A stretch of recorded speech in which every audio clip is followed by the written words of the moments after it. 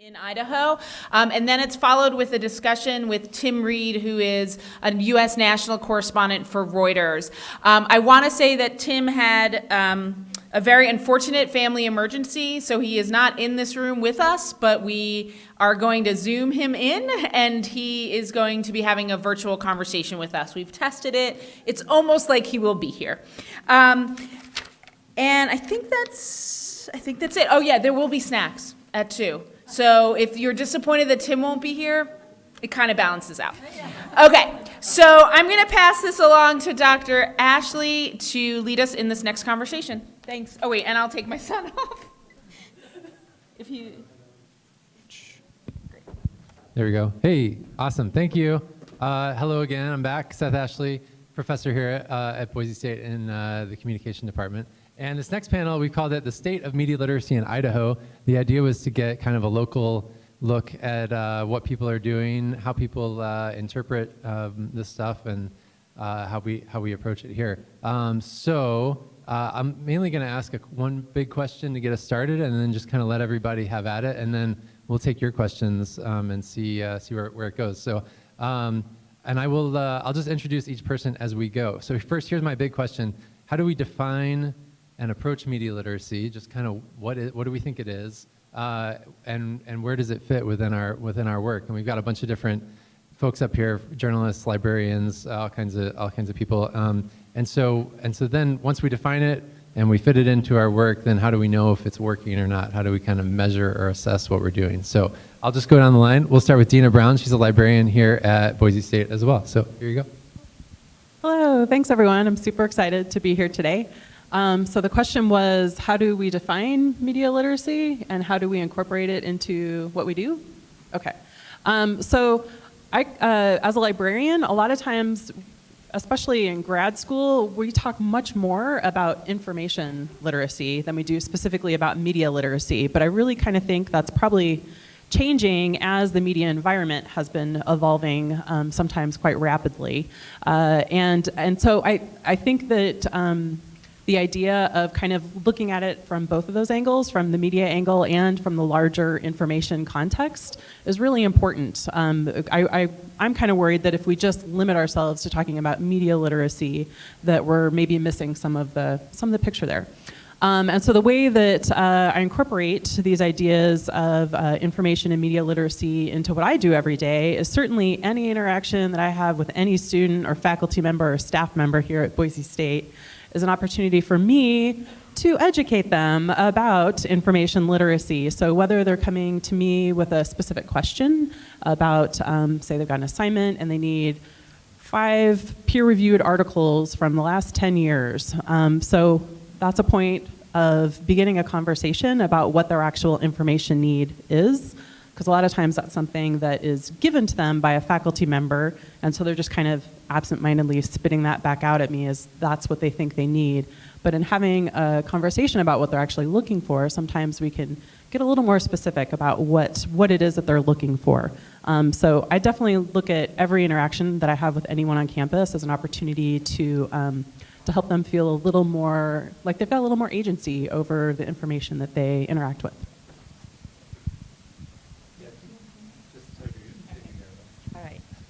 I'm Michelle Harmon, and I'm a former journalism teacher and newspaper advisor at Bora High School. And I was a teacher in the same room that I graduated. So I was the editor-in-chief then. And basically, for me, media literacy opened up all the doors that I ever needed to go to college, to have a job, to travel the world. So for me, it's a real basic instinct to give it back to you.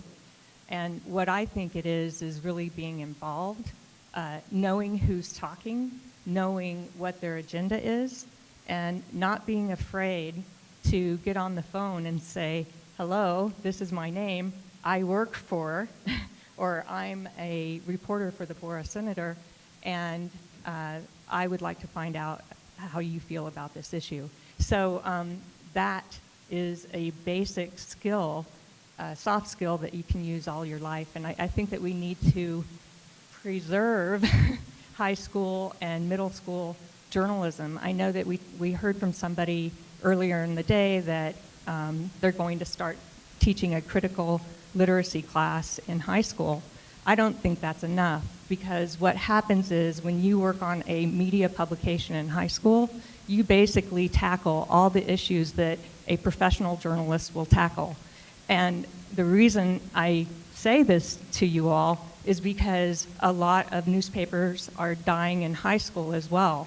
So I think that media literacy education needs to stay in high schools, or you are going to disrupt that pipeline of students who are educated about media that want to go into this democratic society and keep it functioning on a healthy level.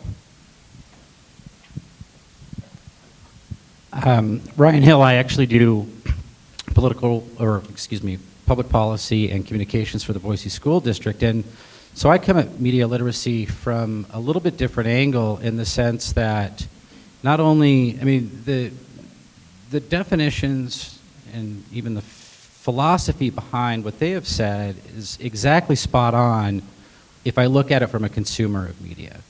However, we are also, as a district full of educators and humans, we are also a source.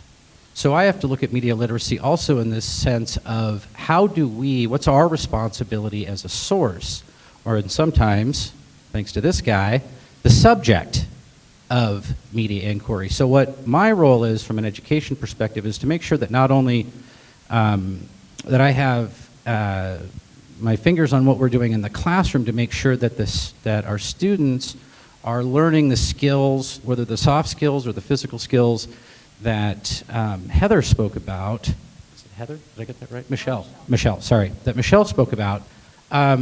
Or as well as that they understand that when a journalist is going to show up and do an interview, I mean, we grant thousands, hundreds, if not thousands of interviews with staff and students every year, as well as we also help facilitate interviews with parents. So we also have, I think, from a media literacy perspective, to make sure that people understand that, one, even though it might not be a pleasant subject, this should not be an adversarial relationship, that there is something that we as a public entity, we have a responsibility to be as transparent and as accountable as possible to all of our stakeholders. The other form of that is we're also content generators. We're also our own news organization at a certain level. You know, we maintain, Twitter, Facebook, and YouTube, as well as Instagram accounts that we produce our own content. So I'm also looking at media literacy through my original training, which is a journalist, in terms of how are we making sure that we're not only abiding by journalistic ethics, but also the ethics and the values that we as professional educators represent too. Hi, I'm Jason Lance. I'm going to piggyback on my panelist. Idaho Statesman. Idaho Statesman, yes. I type for a living. I'll just say, for me, coming at it as a journalist, we rely on people who are media savvy to do our job, and it makes our job easier to do. So for me, defining media literacy means having an open, curious, skeptical mind. And I think that's important. When we do our job, we need savvy consumers, basically. If we're going to rise above the fray of fake news and the rest of the nonsense, we need savvy consumers who recognize that what we do has value. And that's it. My name is Carrie Wardle, and currently I'm the teacher ambassador for Idaho Public Television, which gives me a little bit of a unique position. I taught elementary school for 10 years before doing this, and now I work with teachers throughout the state. And so I come from a little bit different world than these guys. I come from a world of little people. And so my kind of, I guess, mission, I do a lot of things in my job, but one of the things that I try to do is engage in conversations about how do we promote media literacy with little kids, because you're not going to tell little kids to go to SNOPS and verify that what they're reading is true, or that what their parents are saying is true, right? And so how do we get kindergartners, and how do we start talking about media literacy with the little kids? Because we don't start teaching reading in junior high, and we don't start teaching math in junior high. So why would we start teaching media literacy in junior high? And so I think that is sometimes, that's a hard topic for elementary school teachers especially, because how do you talk to kindergartners about media literacy? So my definition of media literacy is not just news and what's on the news, but it's getting kids to engage in all kinds of they're even at kindergarten, first grade, second grade level, they're surrounded by media. And it isn't always videos, although that is some of it, but it is getting them, how do we identify when we're reading books, how do we identify if this is a real or a fake source? How do we identify if it's fiction or nonfiction? And those are things that teachers teach, but I don't know that they think of that as literacy anyway. And so really helping them to identify that that's how we start with the little kids, is that identifying to them that is partly media literacy, and that we do need to teach media literacy to the younger kids. It isn't just a junior high thing. So that when they get to junior high, it isn't a completely foreign concept to them, and they have no idea what we're even talking about. And so that's kind of been, I guess, a conversation that I've been having with teachers, and that I think is important that we start at a really young age. Thanks, everyone. That's great. I'll just add, partly as a contrast to that, I'll add my own take because I'm focused more on higher education. And my take on media literacy is has a lot to do, especially at the higher ed level, has a lot to do with the knowledge structures that people need to bring to their interactions with media. What you need to know about the media environment and how it works and all that stuff. And so I think teaching people to create and participate and all of that is great. But I also want to impart basic facts. I want you to know stuff about how the media environment works. Watching Zuckerberg in front of Congress, at least yesterday, he's there again today, has been fascinating. Just to hear them talking about all the privacy concerns and monopoly concerns, and I mean it's kind of amazing that it's taken 10 years for some of this stuff to enter the public mind as much as it has. I mean the fact that many people are shocked and outraged that their data is being sold. That's their whole business model. It's like this isn't that surprising. So just knowing stuff like that about how the media system works, I think is really important too. So I'm not going to teach that to kindergartners or fifth graders or anything. So that leads me to my next question, which has to do with the kind of big tent problem that we have in media literacy, I think, and the pros and cons of that. The whole idea here is to bring together as many different stakeholders as we can, which is really great. And it's like I don't know how to move forward without that. Because we really do have to get everyone at least to the table so that we can make progress on these issues. But at the same time, people bring so many different approaches and have so many different needs based on who they're working with. So I wonder if we could talk a little about that. How do we deal with the kind of pros and cons of the big tent, making sure that we can bring everybody together, but at the same time, the whole message can end up kind of watered down because we are trying to cater to so many people. So what is that unifying message that could bring everyone together, and how do we deal with the pros and cons of that? Any thoughts on that?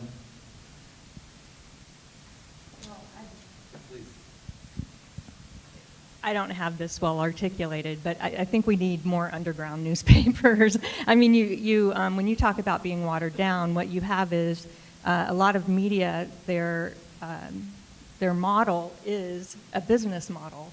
And more we have local stations that are being bought by corporate public companies. And so when your goal is to make money, sometimes that's different than having a goal of being of service and trying to educate. So I think that during the golden era of journalism, and I mean, there's always been, like the Hearst, there's always been a lot of people who were trying to get their own agenda across. But I think what we need to do is that we need to have people who are interested in service, who are interested in getting as close to transparency as possible, and who won't be punished or become a whistleblower for that kind of behavior.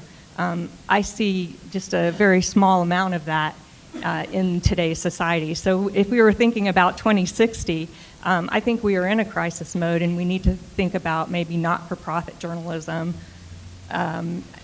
there's all sorts of ways it can go, but if it keeps going as a corporation, I don't know, I think it's diluting those newsroom values that we think are there, but you know, what are you going to do if you're going to lose your job? Are you going to go ahead and promote that press release, or are you going to have the money and the time, to maybe look into it? So.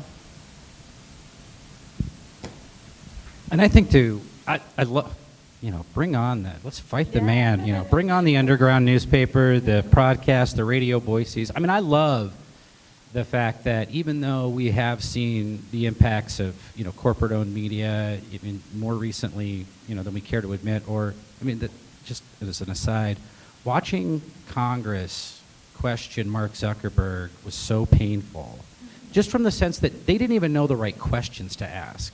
And so I think that when we talk about how do you get the big tent, how do you get all the voices, is let's make sure, or do whatever we can, and I'm probably going to see some eye rolls from some of our students out there, but that I'm a believer in what used to be called the comprehensive liberal education system. That every student that walked into a public school had the access and the opportunity to have a broad base of knowledge, and then also the ability to hone some of those skills, some of that knowledge, and some of that information in a multitude of different directions, whether that was journalism, whether that was the arts, whether that was athletics, whether it's club participation. And so I think when you're talking about the big tent, and if I'm interpreting this correctly, is that I believe that as educators and as educational entities, and I think journalists have some responsibility to this, is to seek out actively voices that represent every walk of life that we have. I mean, we have an incredibly diverse public school system in what is an incredibly homogeneous city.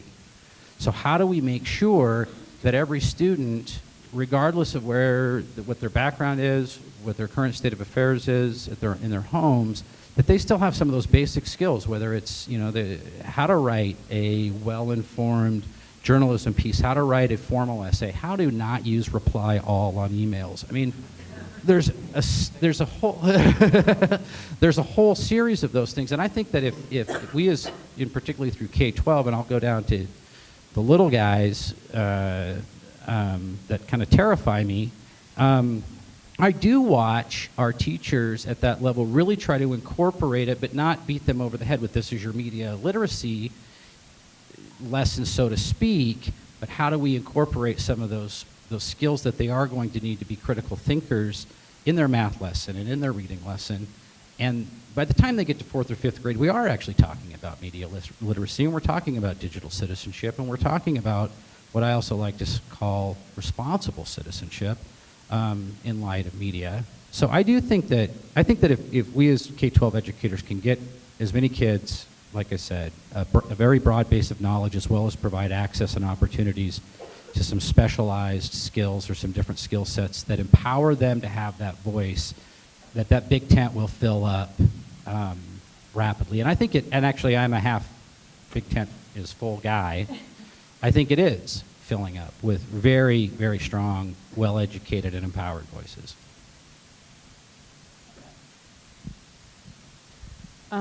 So certainly I think having being strategic in who you're inviting to that table and under the tent. I was at another conference on Monday, and Bill said something that really has stuck with me in that, so I'm a librarian, he's a journalist, and he didn't realize, or it sounded like you kind of had, sorry, I don't mean to out you, had an aha moment of like, wait a minute, librarians are our friends, and we're like all trying to do the same thing here as a journalist and a librarian.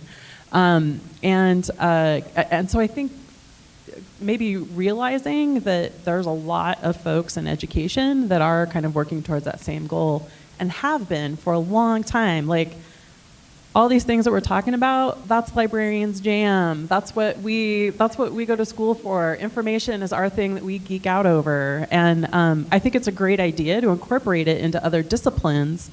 But I also worry that doing that dilutes it. Instead of saying like, no, this isn't important enough, that this needs to be a class all on its own. We are giving it the time that it needs and signaling to you that this is something that you need to think about as a citizen going forward.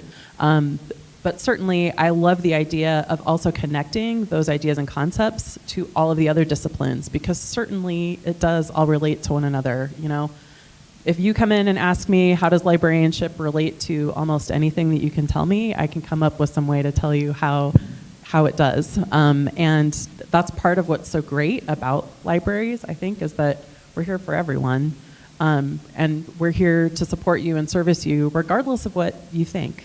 So they're also a great place potentially to have discussions. It might be kind of difficult to have, which some of the topics in talking about media literacy can sometimes get a little touchy. So I think taking a broader look at who all is working in this environment would be a great way to start having some of those discussions about what we can agree on and come together on, and then figuring out how we can go back to our own areas and apply maybe some overarching ideas, and then focus on our specific skill sets, how we can move those ideas forward.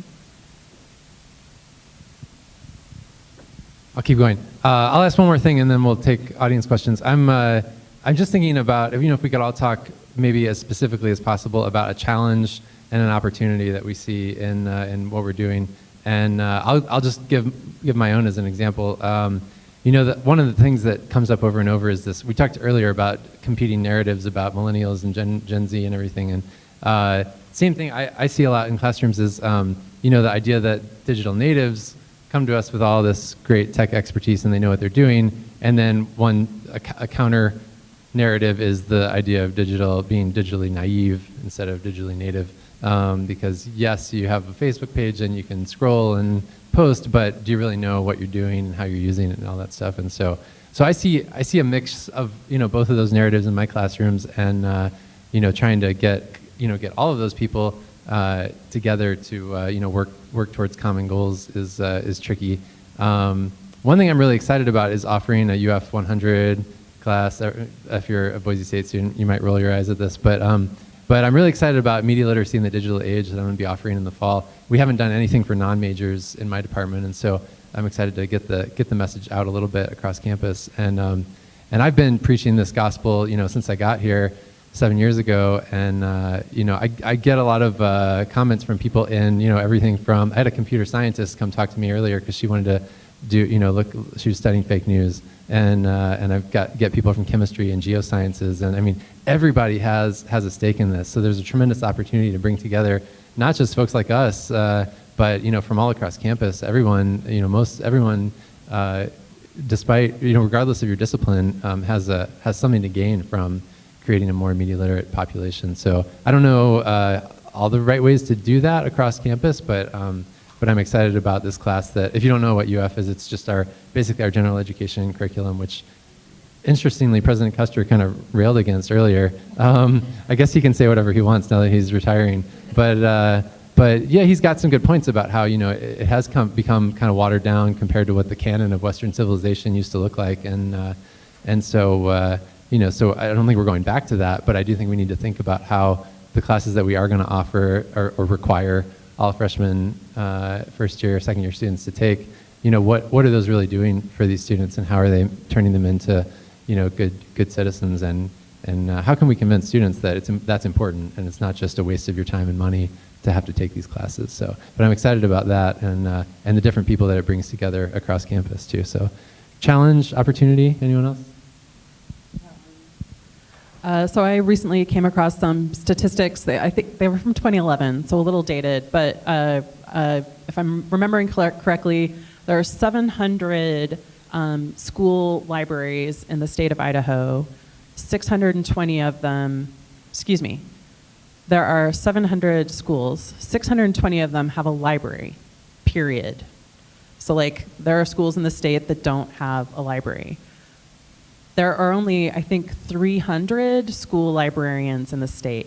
So what that tells me is that some of the students within the state, and certainly we are not, this isn't just us, lots of other states are kind of in a similar scenario. But potentially we have students coming here to Boise State who came from a school that didn't have a library, or if it had a library, it was run by really well-meaning, perhaps parents or volunteers from the community, but they perhaps were looking at that job as as more of a customer service experience rather than looking at it from an educator perspective. And I'm grateful that they're there because it meant that students had access to books, but how awesome would it have been if they had also had access to someone who was there to help them increase their information literacy skills? So that's a challenge that, that certainly we see here at Albertson's Library with students coming in potentially from within Idaho and across the US, and certainly from other countries where they have completely different relationships with libraries or publicly funded institutions. But the opportunity that I see for that, and something that I get excited about, is I'm like, awesome, I'm the first person they're going to interact with that's going to help them know what they don't know. And how cool of an opportunity is that I'm here in this position to help them start to think more critically about the information that they're engaging with and help give them some tools to wade through that sea and let them know that I'm an ally on that journey, especially if they're a freshman. Like, hey, you can come back and check in with me at any point while you're here, whether it's for this specific class that we're talking about now or any other class. So letting them know that they're not alone and we're here to kind of be their tour guides. I think that one of the things that we have talked, I know in the education department at the station quite a bit about is how do we, for a challenge, how do we help parents know how to educate and make their children media literate? And some of the panelists earlier kind of alluded to that their parents didn't really know how to help them do that. And so we have started, when we're in communities with parents, kind of helping bridge some of those gaps as well. You know, there was a recent study that said that you can't just, you don't just take the screen away from the child, but it's the same thing as you don't just hand your, well, most of the time, you don't just hand your 3-year-old a book and say, leave me alone. You sit down with them and you read it. And so the same thing needs to happen with media that they are consuming. You sit down with them as they're playing that game. You don't just shove the iPad in their face and ask them to leave you alone.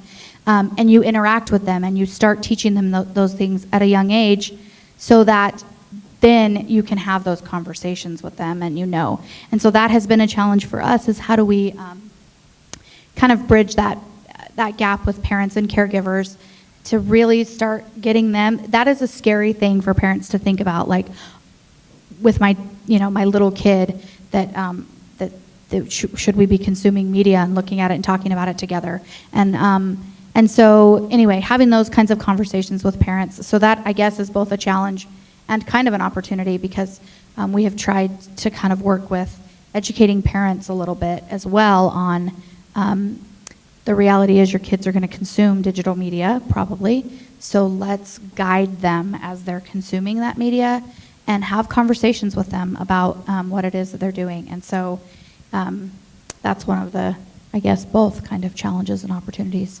for us.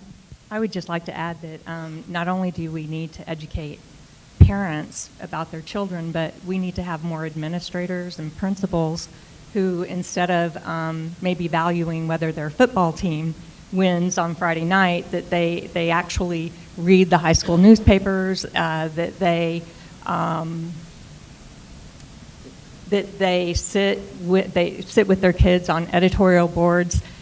In my experience in high school programs, there isn't that sense of democracy going on, that there's more censorship, and that the principals are more scared of the students being responsible enough to report versus the idea that this is a student that's in your high school, and what we need to do is we need to let them practice this democracy versus this is going to be a real hassle if this student, doesn't do this right.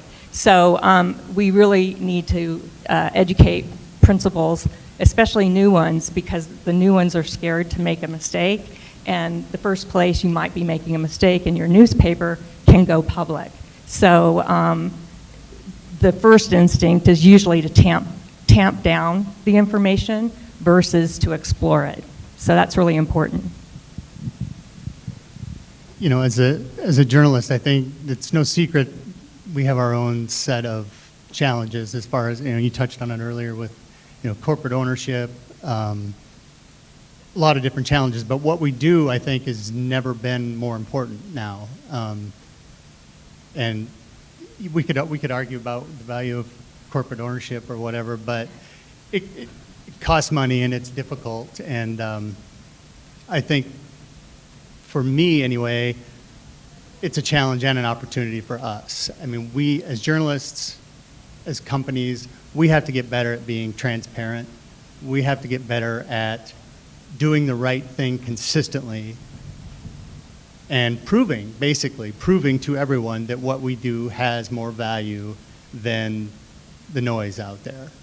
And that's hard. I mean, that's very hard for us, you know, as staffs shrink, expectations increase. We're kind of, you know, I'm not woe is me here, but, you know, we do have a big hill to climb. And part of that's our fault.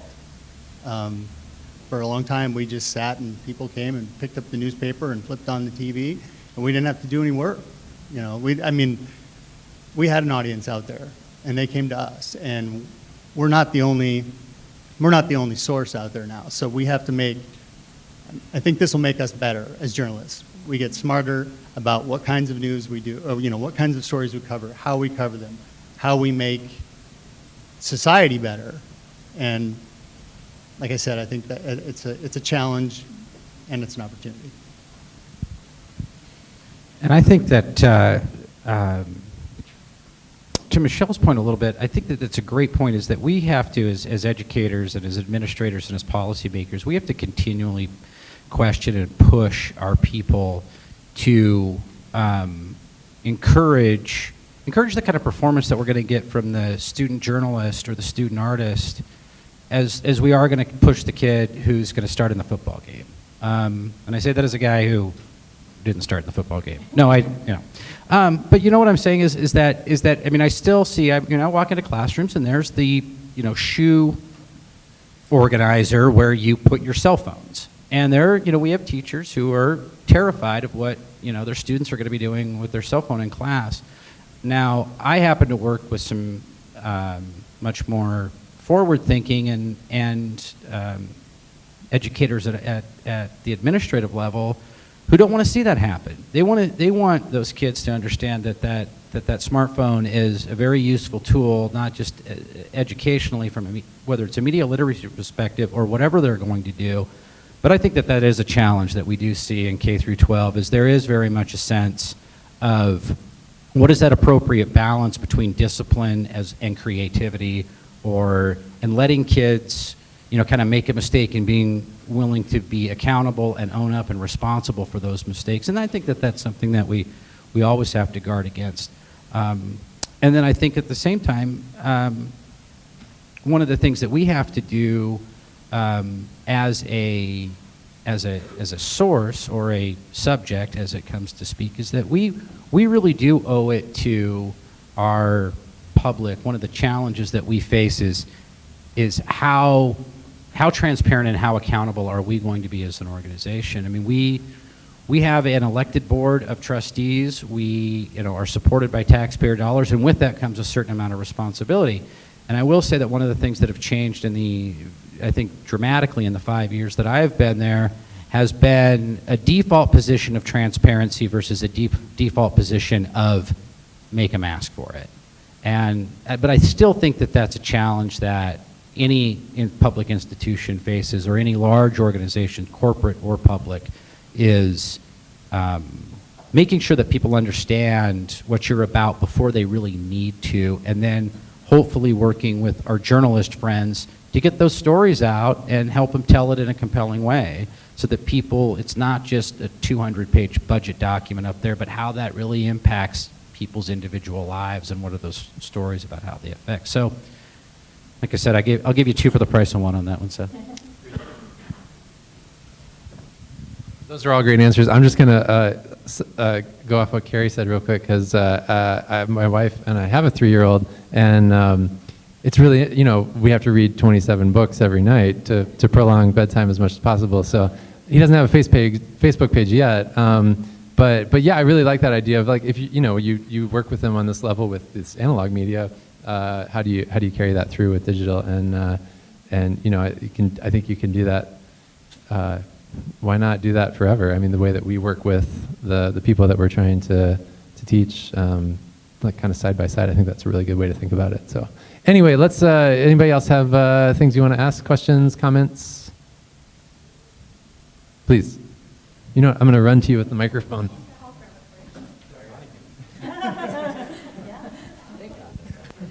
Hi.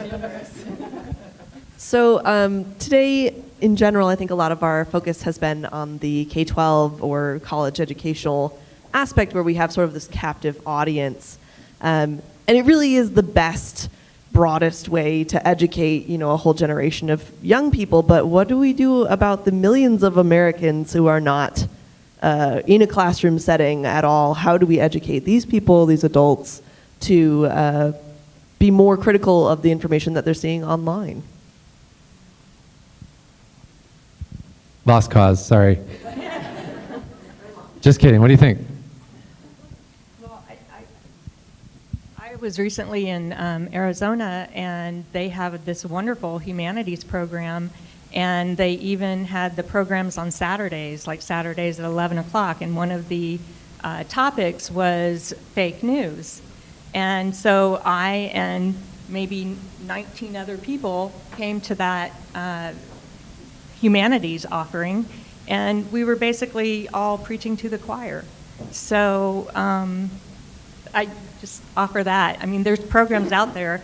It's, I guess, how do you get people to want to do that? I can touch on that a little bit. I think modeling behavior is a great way to do that. So kind of like we were talking about, I totally wrote down we sit and read a book with a kid. Why don't we sit? And that was brilliant. So that sort of thing where when we're engaging with friends and family, asking questions rather than just kind of, I've certainly got folks in my family that say stuff that causes me to roll my eyes and be horrified. But since I've started kind of doing a lot of research and reading in this area, what I have personally started doing is asking them questions when they say things that make me clench inside. And asking those questions not from a place of judgment, but of curiosity, which is funny that was one of the words that came up in a lot of the word clouds earlier, because, they're not Satan spawn. They're not a horrible person. They might not be my favorite person, but they're still a human being. And I am one of those people that is naturally curious. I'm like, really? You're scared of that? What scares you about it? Why are you scared? Perhaps something happened in their past and they have every reason to potentially be scared about something. Or maybe they've just heard a bunch of stories and have never actually experienced anything firsthand, and they're just basing it on other people's information. So I think kind of modeling some of these key words that have come up, so that kind of critical thinking, curiosity, not just in the classroom, but in any interaction that we have with someone. Well, and I think that one of the key things that we can do to break through that, like you said, the captive audience, not only captive, compulsory, is that's where our friends in the Fourth Estate come in. Is that we want to work with as many media outlets, as many media sources as possible to make sure that not only are we talking about the great things that are going on in the school, or what great things our kids are doing, but that there's also the opportunity to explore things like media literacy, whether it's my weak performance here, or the superintendent helping open up this meeting, or Chris Taylor, who's our science and social studies supervisor, participating with Bill Manny in the Civility Project. Our superintendent is also very active in City Club. So I think it also, as those of us who care about this subject, it's our responsibility to look for every opportunity that we can to get out in the community, get out of our own bubble, get off of, Twitter. I happen to be more of a Twitter guy than a Facebook guy. And get out and talk to people about it and get into some of those issues that you talk about and kind of, beard the lion in its den. If I disagree with something, get involved in an organization that maybe represents some things that I believe in a little bit differently. So I take that, I think it was Annabelle from Boise High earlier who talked about, that you have to take some direct action. It can't just be the sage on the stage. And that's where I think that whether it's reaching out to journalists, whether it's participating in things like that, whether it's encouraging my colleagues to take their expertise out beyond the walls of their classroom, I think that is something that we can do. I agree. I think for us as journalists, that's something we're kind of loath to do, especially the older ones of us, that we don't want to toot our own horn, and I think we don't want to have those discussions. We just assume people know, and that's not correct. They don't know, and they don't know what our values are, and they don't know how we do things and why we do things. And then part of what we did at the Statesman is we changed the position kind of opinion page editor. It's a community engagement editor, and there's a very distinct reason why Bill Manny does that. He's very good at it, and he's way smarter than me, and he's able to. Is he still here? That's not saying all that much. Yeah, it's a pretty low bar, but. That's important to get our message out and to talk to people and to hear from people. I mean, that's part of the reason why I'm here. We have not done that very well in the past, and that has to change. First, I just want to say that little line about, interacting with your kids is not mine. So when it's blowing up on Twitter, make sure that you know that came from PBS.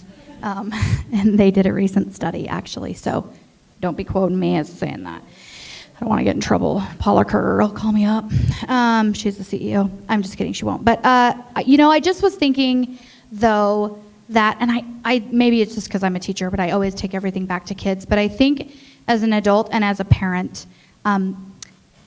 by educating my child, you in turn educate me, because my kid's going to come home and talk to me about that. And he's going to ask me questions about that. And I'm going to do things for my kid that I probably wouldn't do for anybody else. Like I went to Dick's Sporting Goods for the first time in my entire life last Saturday because my 4-year-old wants to play soccer like you would not believe. And I stood in front of the wall of soccer socks, like having no idea what I was supposed to do. And I think 16-year-old kid was like, "Can I help you?"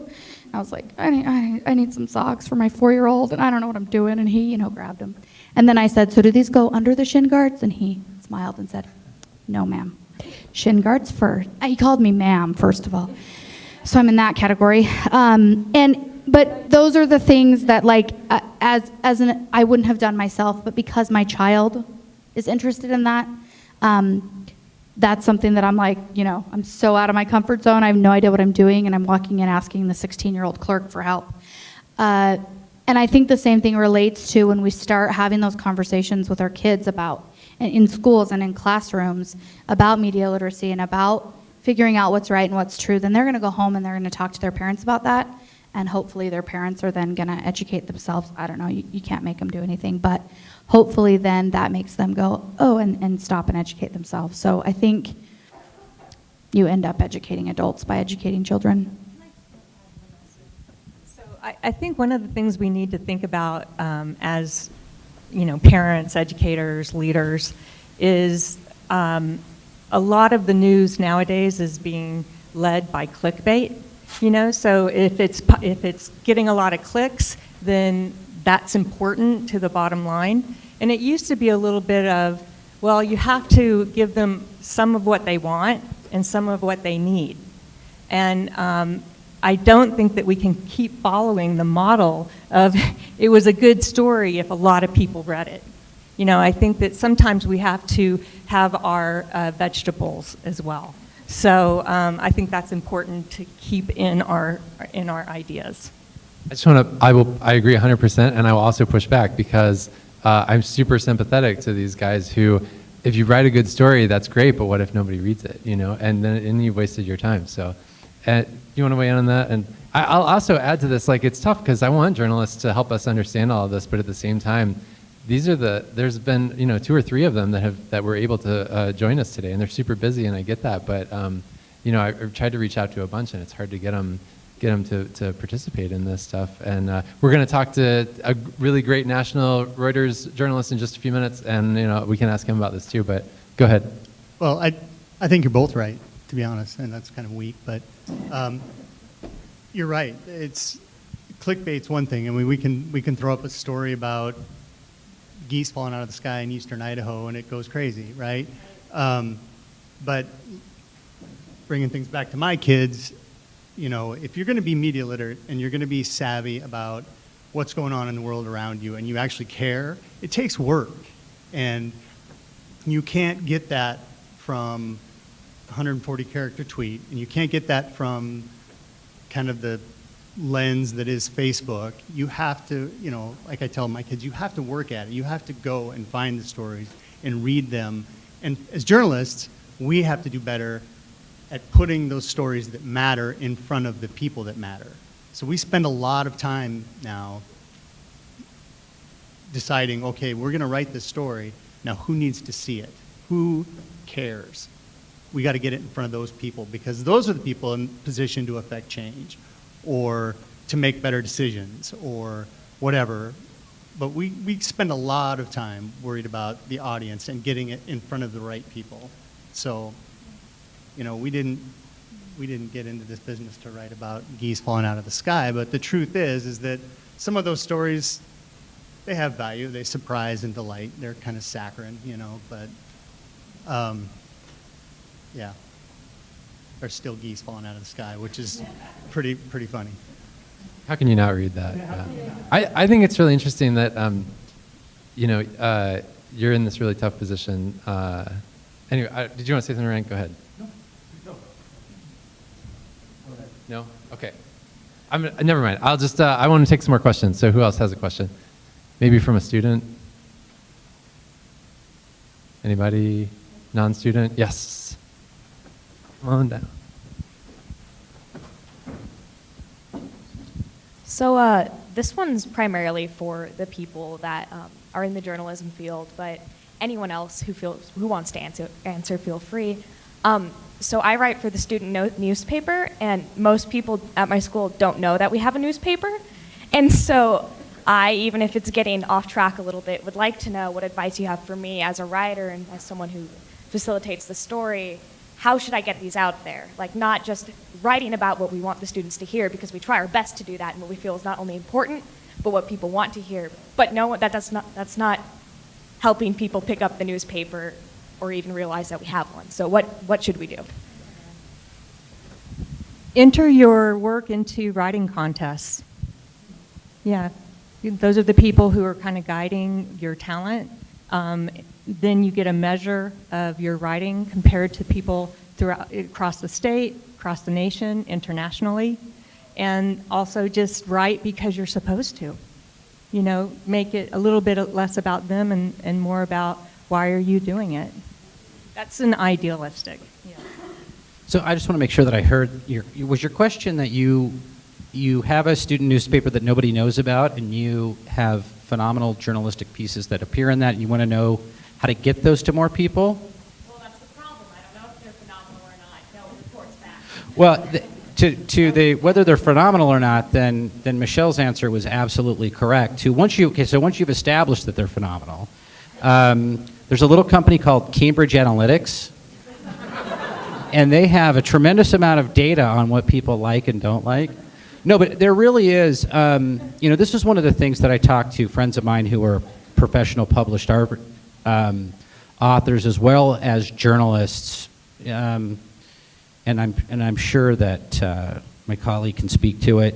Is that we're all our own marketers now, and I mean, I didn't get in when I got into journalism a long time ago. I didn't get into be a marketer, but I learned some things about marketing my journalism that, you know, eventually led to a number of different career paths. And those are skills that have never gone away because I make a living now representing different organizations and different entities.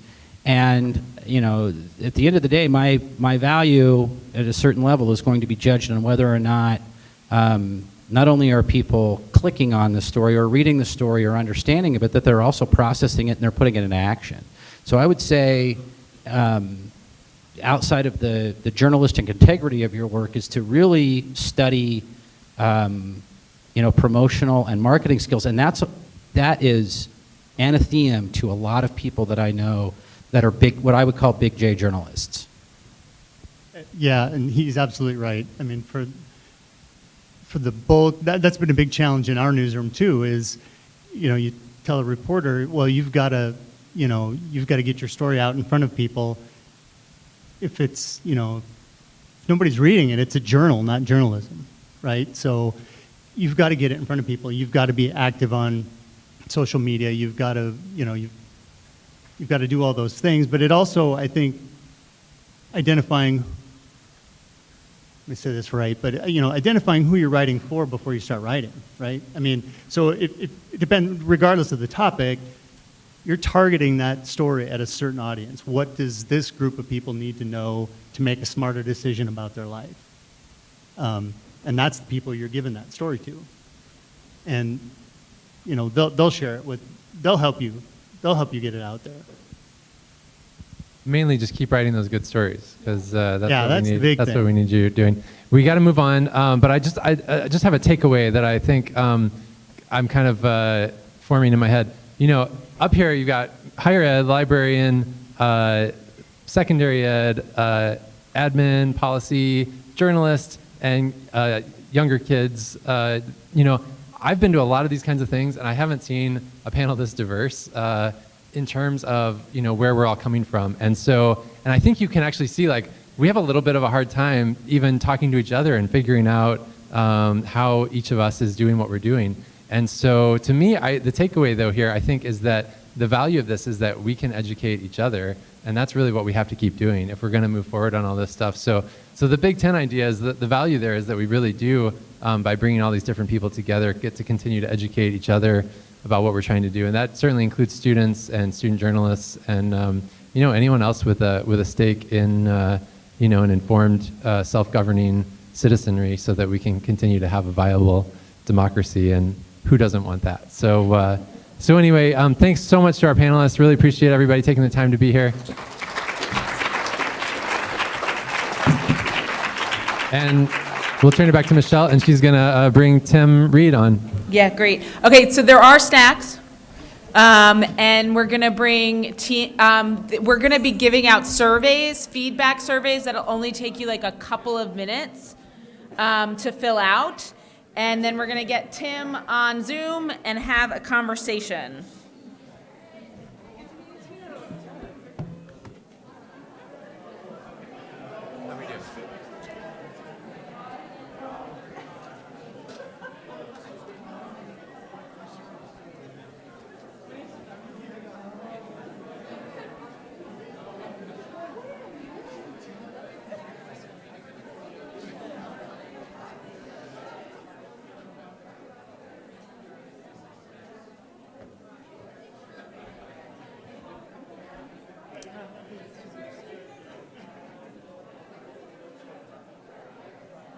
Oh, Boise State is. Tim, can you hear me? Tim, can you hear me?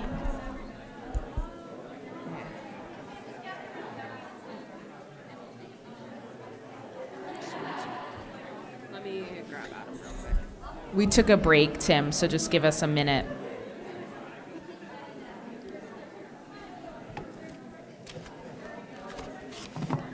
These should be up there too.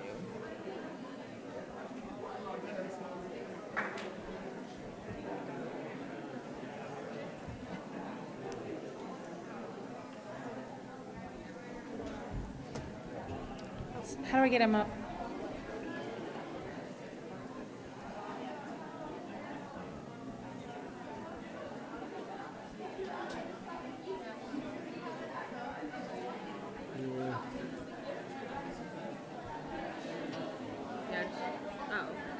tried clicking that. I don't know. And I just gotta make sure the volume's good.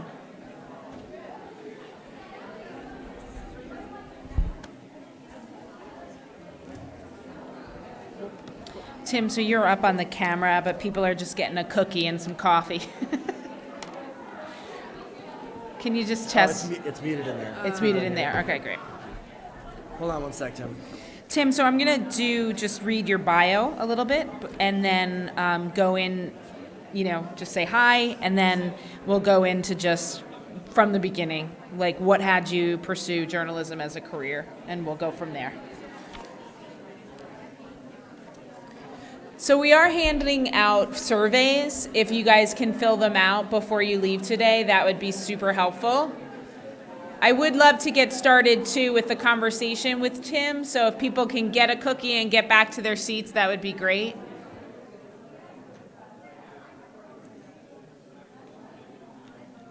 Tim, can you do a sound check quick?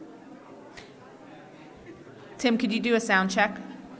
Hi, can you hear me okay? A little, I would put it a little louder. You're fine. We're going to turn it up here, but you're fine. Okay.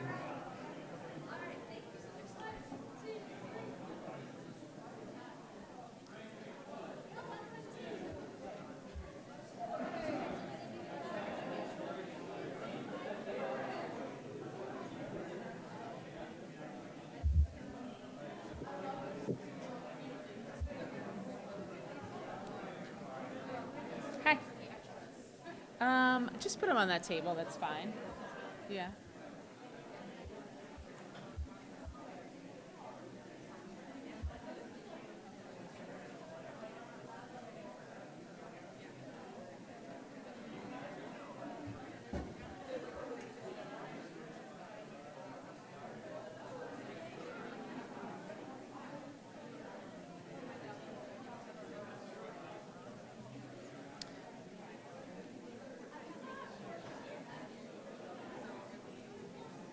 I should start. Okay, I think I'm going to get started just because I'd like to make sure that we have as much time to chat with Tim as possible. So if I could get everyone's attention, even if you're on the coffee line, that would be great. So I'm excited to give you a little information about our next guest. I know that we're sad that you can't be here in person, Tim, but we're very happy that you have the time to be here virtually. And since this is a media conversation, it seems appropriate. Okay, so let me start by giving you a little bit of information about our guest. And I'd love it if you need to have an outside conversation, that's fine, just go in the hallway.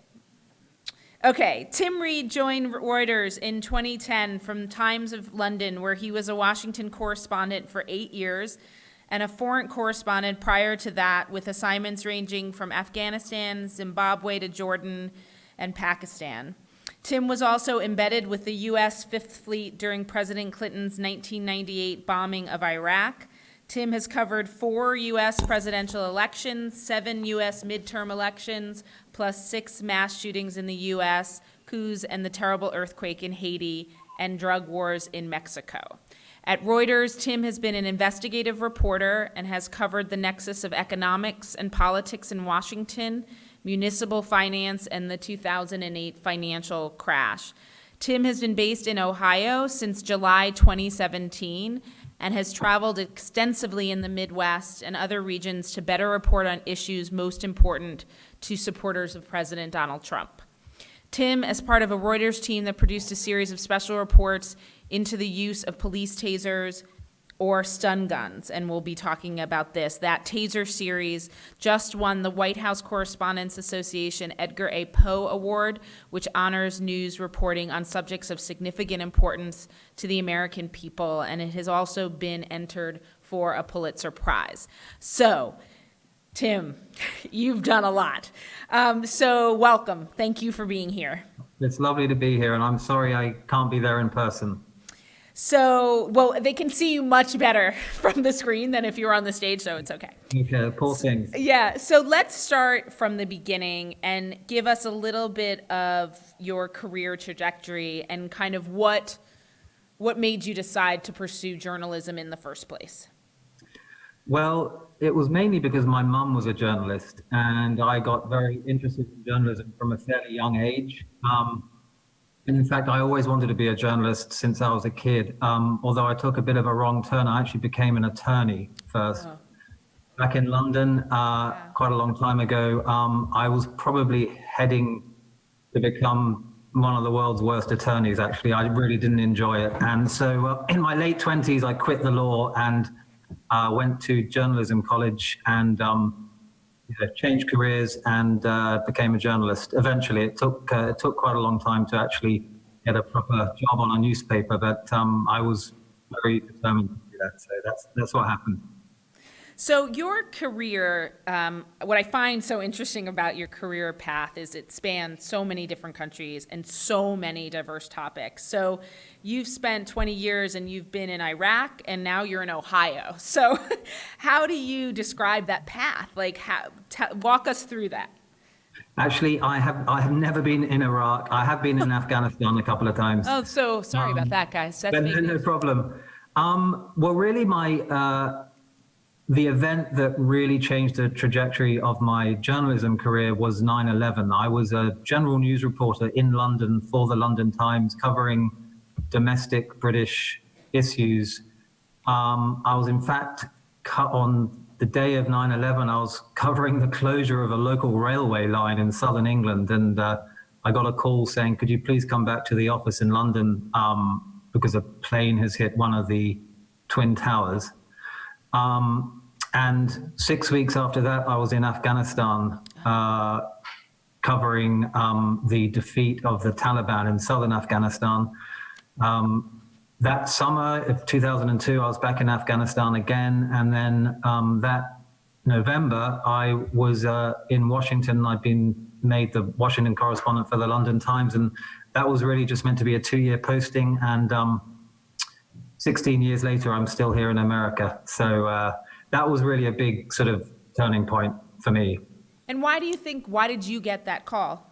What was it about your work that had, or was it all hands on deck when 9/11 happened? Oh, yes, it was very much all hands on deck. I mean, people came in on their days off, and I think it was the same for every news organization in the world, actually. It was obviously such a huge and catastrophic story. The whole paper was devoted to the attack that day, and same as everyone else. It was all hands on deck, yeah. So we've been talking a lot today about the changes in the information landscape and how to process information today and how much information is coming at us. And this day and age, specifically over the past couple of years, it's a very interesting, I imagine, time to be a journalist. And there are some unique challenges to being a journalist today. So I was wondering if you could speak a little bit about how you've seen, if you have seen changes in the work that you're doing, and specifically at this point in time, what are the challenges to be a journalist today in this environment? Yeah, journalists have always not had the most stellar of reputations. If you look at public opinion polls, they've always been held in slightly low esteem. But in my life, in my whole career, I've never worked in an environment where the press is under such attack by politicians and by some leaders of society, and so there is a real challenge at the moment to keep your head, keep cool, keep doing your job, and it's more important than ever to be accurate in what you report, double check, triple check your facts, keep balance in the way you report. And if you keep doing that, you'll be fine. And no matter how much you are attacked or accused of being biased or accused of being fake news, if you just keep doing your job properly, you will be fine. And it is hard at times to keep your composure when you're being unfairly criticized. So the only way to counter that is to keep doing your job as well as you can. So one of my follow-up questions was about the rhetoric on fake news and the attacks on the press and how that impacts you daily, and it seems like it does. So that this is something that when you are reporting now, you are thinking about as a journalist. Very much so. It just means you have to double your efforts to make sure you don't get anything wrong.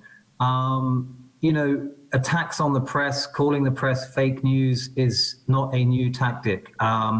It's a well-worn tactic going back since the age of democracies or undemocratic societies. Often the first thing that happens when the pillars of democracy are attacked is that the free press is attacked, and the free press is accused of being biased and fake. It's been going on forever.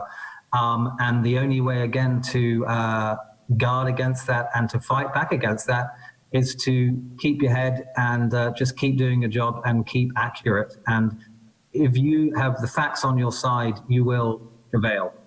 So let's talk about your job right now. Can you give us some information about your current schedule and your current assignment with Reuters? Yeah, so I've been living in Ohio since July, as you said.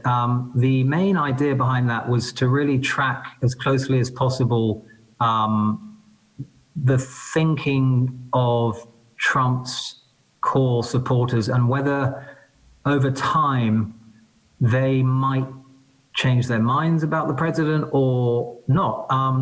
I would say on the whole, his support among his core supporters is really still very, very solid. They really love him.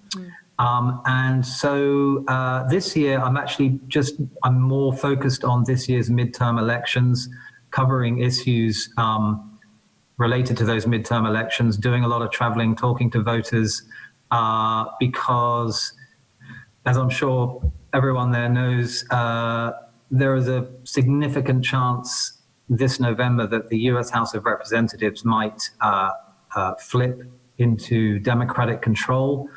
If the Democrats do manage to retake the U.S. House of Representatives, which is by no means a given at all, it's still a bit of an uphill battle, but they have a really significant chance of being able to do that. And if they do that, I think that raises significantly the prospects of an impeachment against President Trump, although I still believe even if he was impeached, it's the U.S. House of Representatives that draw up the articles of impeachment, but it's the U.S. Senate that actually votes on whether to impeach the president. The Senate acts as a jury. There are nearly enough votes in the Senate to actually remove President Trump from office, but the specter and the drama and the national ordeal of an impeachment would be significantly raised if the Democrats do win the House in November. So what has your experience been like being on the ground in the U.S.? Like I said before, and you've been all over the world. What's it like to be steeped in Ohio? I love it. I mean, it's not just Ohio. I've been a reporter in the U.S. for 16 years now, and I've traveled all over the country. I mean, I love America. Americans, it's an incredibly fascinating, diverse country, and 99% of people you meet, whatever their political views or whatever their views about anything are, people are unfailingly pleasant and polite, and they love their country. But I think it's fairly safe to say that the country is very, very divided at the moment. I think more divided than when I first arrived in America in 2002. And I think it's increasingly divided between cities and less populated, more rural areas. There's a big divide between cities and the countryside, and I think that's getting wider and wider at the moment. So I just want to make a note. So because of the way that we're doing this interview, the only microphone that Tim can hear is this one, but I want you guys to be able to ask him questions. So there are Post-it notes on your table. They're blue or green. I don't know what you'd call that. So please start, Therese or one of the student volunteers, if you don't mind bringing them up to me so that I could include your questions and comments and thoughts into the conversation. So please start doing that, anything that comes up that you want to ask Tim about. Okay, sorry about that, Tim. I just wanted to make sure that housekeeping was done. So one of the other interesting things, so we've been talking obviously a lot about media literacy, and media literacy, is what my organization focuses on, and spreading media literacy around the country. And one of the things that's really interesting about this social media age is that when you are scrolling through your social media feed, all the information kind of looks the same, right? So you can't necessarily tell just by scrolling through your feed what is an investigative report, what is an opinion piece, and that can be really difficult. And what I find really interesting about your experience is that you've done some really in-depth investigative journalism, but you've also done, coverage of presidential elections. So I wonder if you could talk a little bit from a journalist's point of view on how those assignments differ for you, and what your strategy and what the challenges are of both. Okay, so if you're covering like a breaking news event, it's a real sort of adrenaline day. You say some terrible event happens, or you have to get there as quickly as you can, and then you really have to hit the ground running. You have to interview as many people as possible, and you need to, whether you're writing a story or producing a film, you have to turn things around extremely quickly, and that is an entirely different process from the investigative process, where you are given time, sometimes weeks. In fact, the Taser series actually took 2 years, 2 years of reporting, and a team of 6 or 7 of us. It was turned into a monstrously long project. But with investigative reporting, you are given the time to travel, to talk to people, to put in public records requests or Freedom of Information Act requests to get documents. A lot of the time, the real story is buried in documents that a lot of people don't want you to see. But there are laws in most states in America where you actually have a right to see those documents if you put in the proper requests. And so that can be very time consuming, getting the documents and then plowing through them, because sometimes you'll get a Freedom of Information Act request back and it's like 20,000 pages, and you've got to try and work out what you're looking at and where to look. So they're very different beasts, a breaking news story and an investigative report. So let's talk for a second about the Taser series. So I highly recommend, so in the folders, there's a postcard about this series that Reuters gave us to share with you. And if you go online and you just search shock tactics, Reuters, you can come, all the stories are there, all the information. And make sure you have a lot of time, because once you start, you can't stop. It's a fascinating series. So, and like Tim said, it was over 2 years. And so could you talk to us a little bit, the majority of the people in this room don't know about that series. So you can tell us about the series, what was the impetus for doing it, okay, and what was kind of the process and even the findings of it? Sure. So tasers, I'm sure most of you know what they are, but they're a weapon that nearly every police force in America carry. In fact, over 100 police forces in the rest of the world also carry them. They're a stun gun. If you're a policeman and you point your taser at somebody, 2 barbs come flying out of the gun. They're attached to thin metal wires, and the 2 barbs embed in you. And once both are embedded in you, you get an electric circuit running through your body. And the policeman can keep the circuit going for 5 seconds and then give it another burst. And they basically completely lock up your muscles and paralyze you, and you just drop to the ground. And it's also extremely painful. But the idea behind tasers, and the company that market them, used to be called Taser International. They just changed their name last year to Axon. Anyway, the idea was that there were a non-lethal alternative to guns, that you could tackle a suspect without having to shoot them. You could also tackle a suspect without having to get into hand-to-hand combat with them. So the idea was that police injuries would be reduced. The injuries to suspects would be reduced because they weren't being shot. And really, it's a good idea. And but the problem that we found, so I had a boss. It was in 2015 when the issue of police shootings became very prominent with the shooting of Michael Brown, the teenager in Ferguson, Missouri, and there were some other cases that year. My boss decided to look at tasers and to see how effective they really were. And he asked me to look into this, and I did. This was back in 2015. And I wrote a 700-word story. And he thought, you know what, I think we should look a bit more into this. And it just morphed. And 2 years later, we had a 6-part series in about 35,000 words. And I'm not even sure my mum's finished it, to be honest. But what we found, and again, this was a team of reporters and graphics people and videographers. It was a real team effort. We went through thousands and thousands and thousands of wrongful death lawsuits, and we found that, in fact, tasers were not non-lethal. We ended up finding over 1,000 wrongful death lawsuits where a taser was either alleged to have been the cause or a contributing cause in somebody's death. We also, of those 1,000 lawsuits, we also managed to cull about 750 coroner's reports. And out of those, there were about 150 medical examiners had blamed a police taser either as being the sole cause or a contributing cause into somebody's death.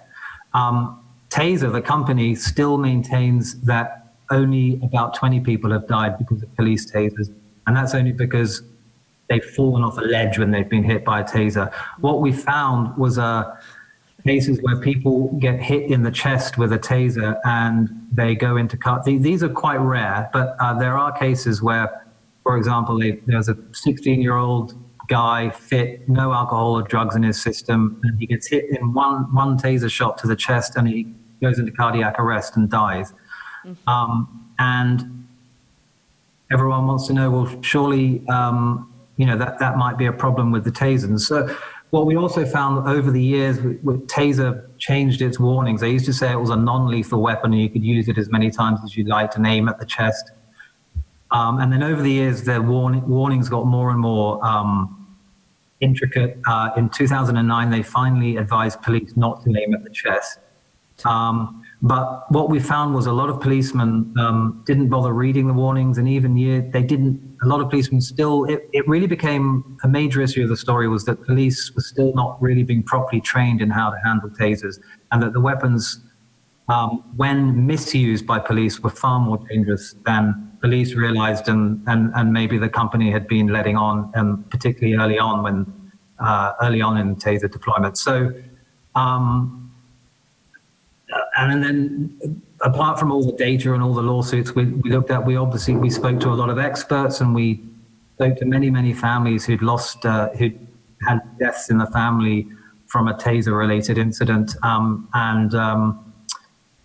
Over 2 years, we put all this together with some incredible graphics. I had nothing to do with the graphics.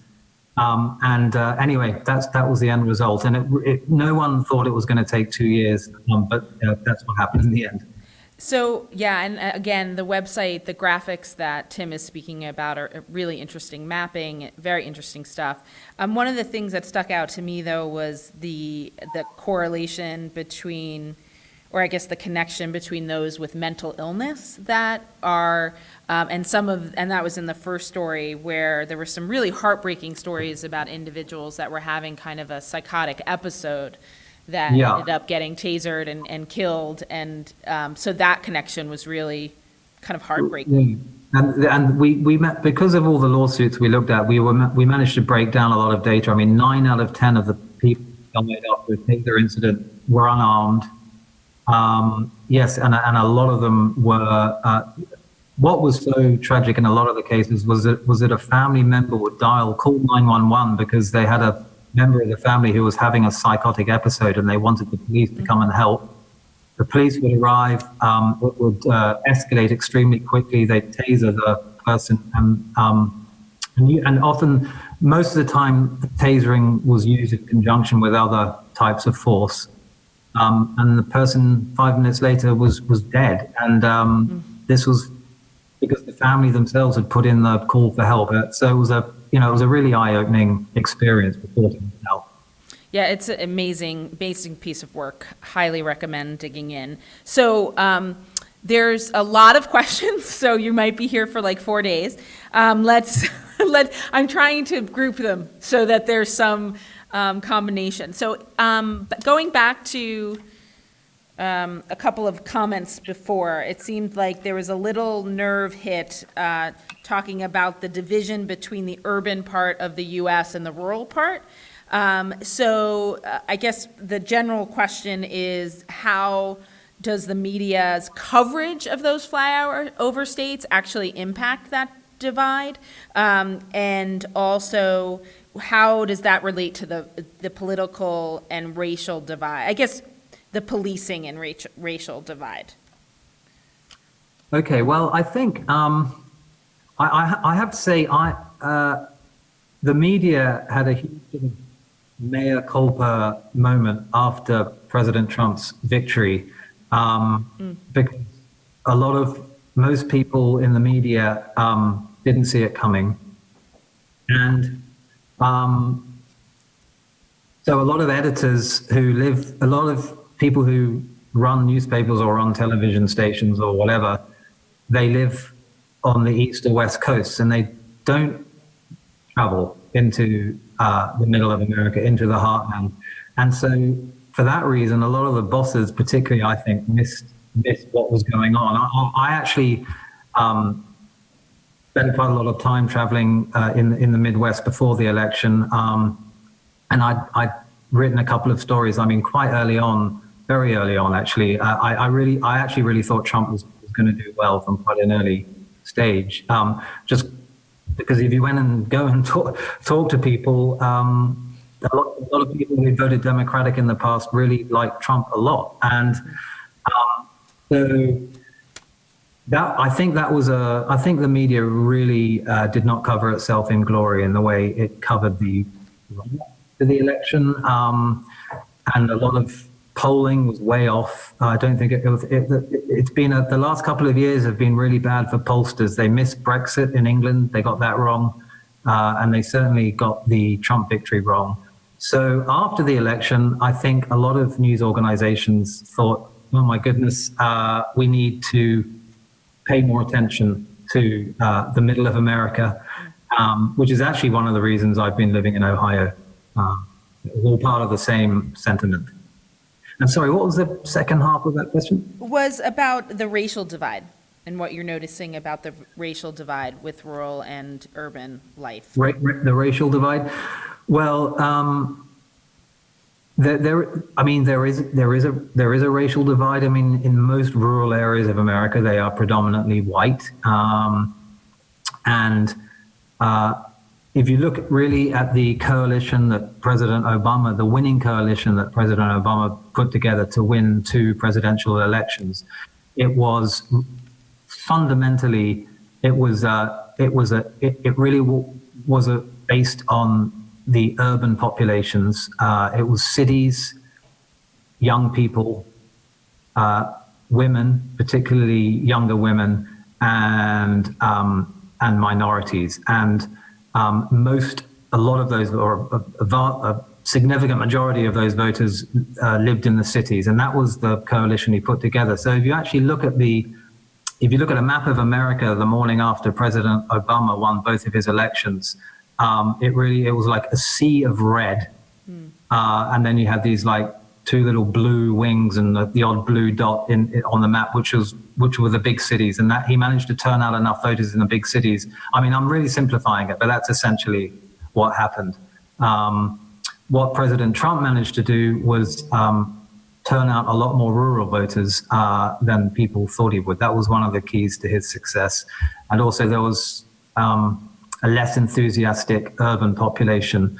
So again, minority voters predominantly live in the cities, and they do not live in the countryside, and so that is part of the divide. Although I will say, I think the urban-rural divide is really more about culture and how much you want government in your life.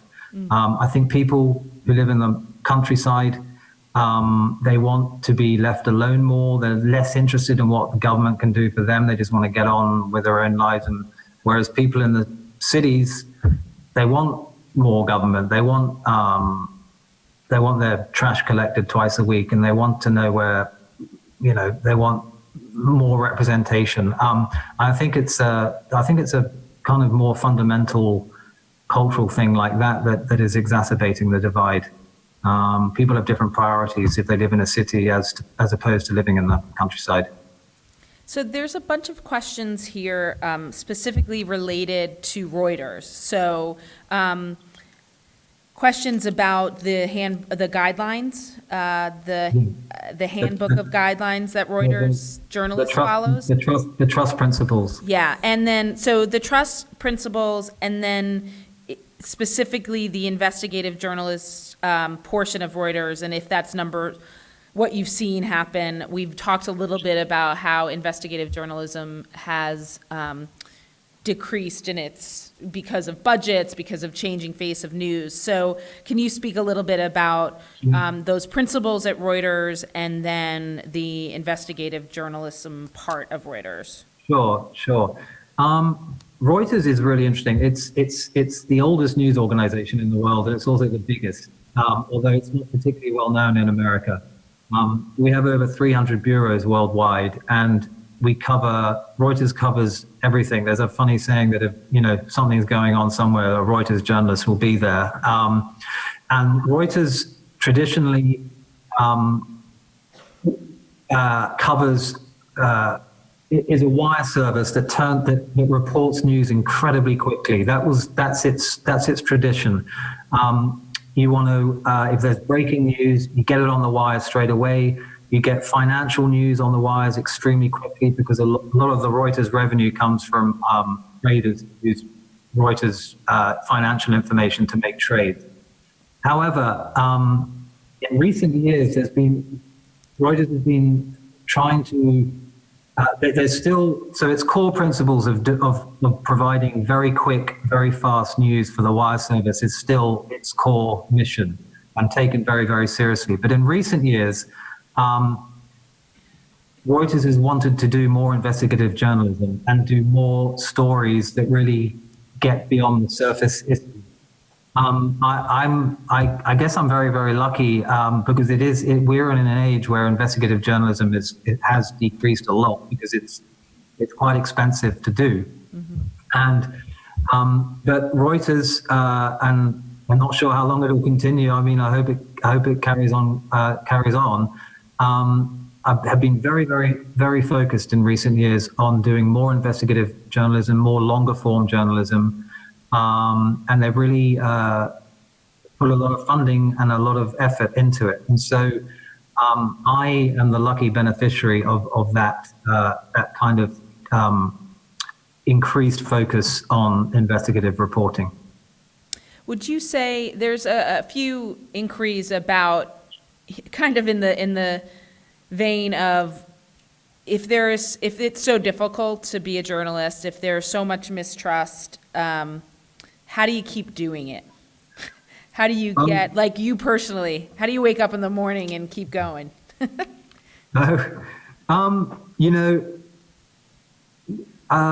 I think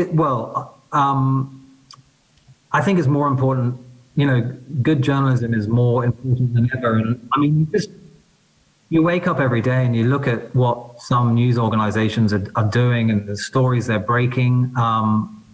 There's very important stories breaking every day. And we're finding out more and more about all sorts of things every day. And so I think it's more important than ever to be a journalist and keep doing your job. And I also, I wouldn't get too worried about the press being under attack. I mean, most of the time in your day-to-day life as a journalist, people might say the odd rude thing to you. But on the whole, people, again, as I said earlier, very polite and pleasant, and actually, on the whole, they want to talk to you, or they will talk to you, even if they privately don't like the press. So I'm trying to come up with a cohesive order, but there's a bunch of kind of random ideas that I'll bring to the conversation. So one of them is about the comment you made regarding Trump's core supporters still being very much supportive of him. Excuse me. So the question is really, what do they see as his accomplishments? Like, why are they still supporting him? What are they saying about the job he's doing? Well, they very much think, not unreasonably actually, that he's keeping his campaign promises. I mean, we mustn't forget, he campaigned to build a wall. I mean, he said he wanted Mexico to pay for it. Clearly, that's not going to happen. He campaigned to clamp down on foreign immigration. He campaigned on placing tariffs on Chinese goods coming into the country. And he campaigned on cutting taxes. And he's cut taxes. He is plowing ahead with his plan to build a wall. I don't know whether that's ever going to happen or not. I don't think anybody knows yet whether he's going to succeed in that. He's certainly had a big impact on the number of foreign immigrants coming into the country. Numbers have decreased a lot. And he's talking about putting tariffs on China. And he also said he was a Washington, I mean, it's true, he said he was a Washington outsider and he was going to shake things up. And I can't underestimate the appeal that has for a lot of people. This guy, successful businessman, heading into Washington and really being a bit like a bull in a china shop, just saying and doing non-traditional things. A lot of his core supporters really love that, and they also feel he's trying to keep his campaign promises, and so that is why a lot of them are sticking with him. Sorry, that's a lot to take in for me. Liberal New Yorker right here. Okay, keeping it to myself. Okay, so this is a big question. As a journalist, when do you stop fact checking? Like, when do you know you've got it? That's a really great question. I know, that's a great, who asked that question? Nicely done, Michelle. Well done. Well, I can tell you, I mean, that's, again, it's something Reuters takes extremely seriously, is accuracy. And so we really, I mean, there comes a time when you think, I can't fact check this anymore, and you feel comfortable that you've got every fact right, and you also have the balance right. You're not sort of, you're not shortchanging somebody in the story. You're not giving someone an unfair advantage over somebody else if they have two differing points of views. But I can tell you again, the Taser series, I played a large part in the actual fact checking of that. It took weeks. We did it line by line, and then every single fact, every figure, of which there were probably 2 or 3 in every sentence, we would have our own. We would write notes at the bottom. We would annotate every single fact with the document or whatever backing up that fact. It was an exhausting process, but very valuable one, because by the end of that, I mean, yeah, it took weeks and weeks to fact check, but we bulletproofed it basically. So you get to a stage where everyone's gone through it. You have a document or an interview or a spreadsheet or whatever it is, backing up every single assertion you make in the story. And then once you've done that, I mean, there's really little more you can do, and you just have to go for it. But I'll give you, my mum was a journalist, as I mentioned. She really gave me one piece of advice when I said I wanted to be a journalist. And it was a piece of advice she was given on her very first day as a journalist back in the 1960s, which was, if in doubt, leave it out. If you're in doubt about anything, don't put it in, because it'll probably come back to bite you. And I think that's really good advice. It's great advice.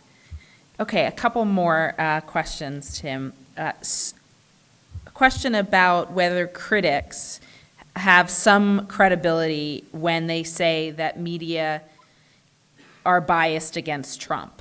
So we hear a lot, certainly from the conservative outlets, that the media outlets are biased against Trump. Is there some validity in that? Okay, I'll answer that question from my own I'll answer that question two ways, from my own personal viewpoint and also from Reuters' viewpoint. I'll start with Reuters. I don't want to sound like I'm blowing Reuters' trumpet, but we take balance extremely seriously, and I would say that Reuters is not remotely biased against me. Our stories are basically straight down the middle, very factual. And in fact, last year we launched a series called The Trump Effect, where we actually looked at real life on the ground changes Trump has made. While a lot of people will say, well, Trump's hardly achieved anything, he's only got the tax cut, he failed to Obamacare, he's really done nothing legislatively.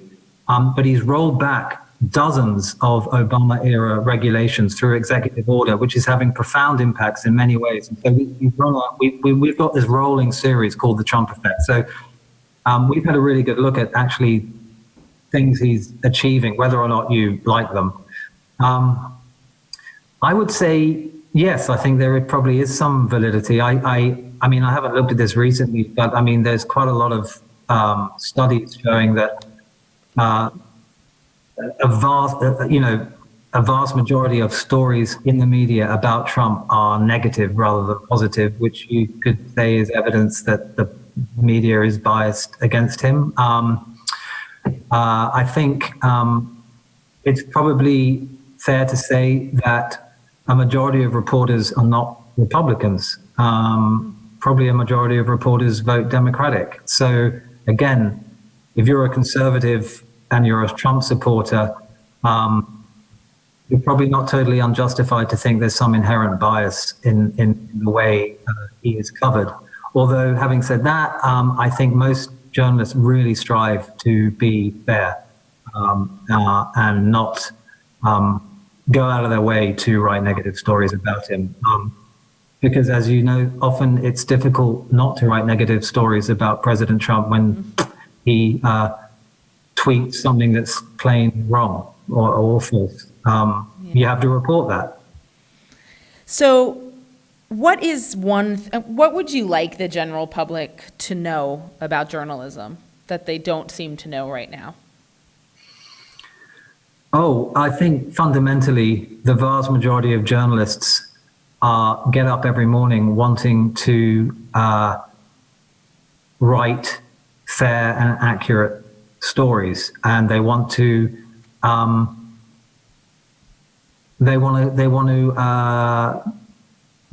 keep accountability going. They want the country's, I mean, if you're a political journalist or whatever, or a corporate journalist, they want politicians and they want companies to be accountable. They don't want them to get away with shenanigans.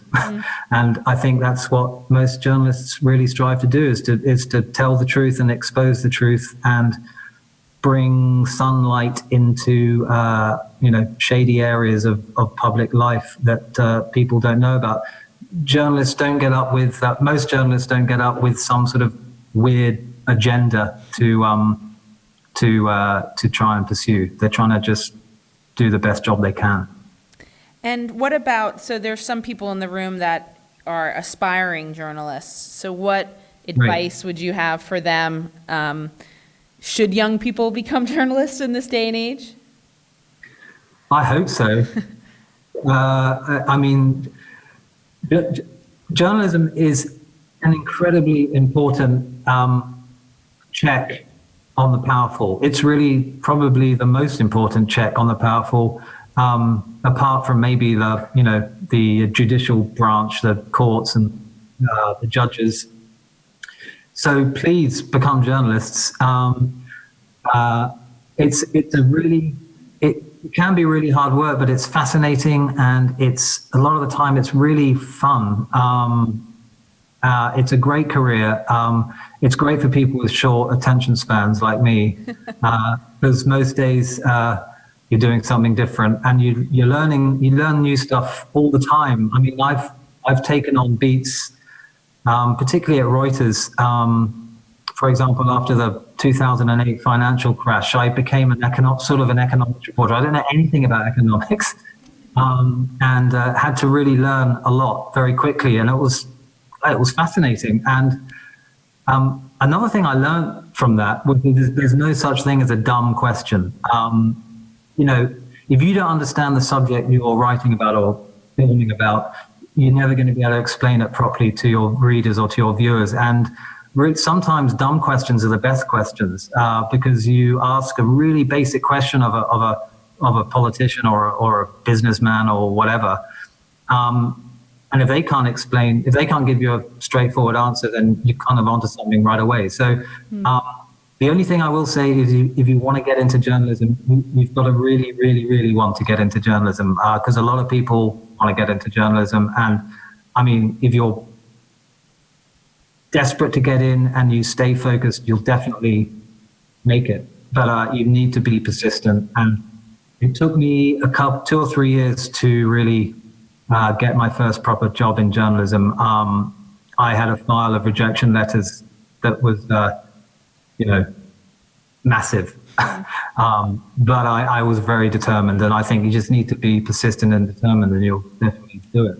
That's great advice. Thank you. So just looking around the room, is there anything that you are dying to say that you didn't get a chance to ask Tim that you want me to convey? Any other questions? I'm reading the room. I think they had their sugar high, and now we're ready for our nap. Well, Tim, thank you so much for joining us. Again, I'm sorry we didn't get a chance to meet in person, maybe next time. But we really appreciate your insight, and keep up the good fight. Thank you. Well, thank you. It's been a real pleasure. Thanks for having me. They're clapping. That's what you hear. Great. Okay, thanks. I'm going to say goodbye. Thank you. Bye. I don't know how to do this, so. Okay. So, great. I'm sorry I didn't get to everyone's questions. I tried. I was very impressed with them. I feel like I want to keep these. So, here we are, toward the end of our program.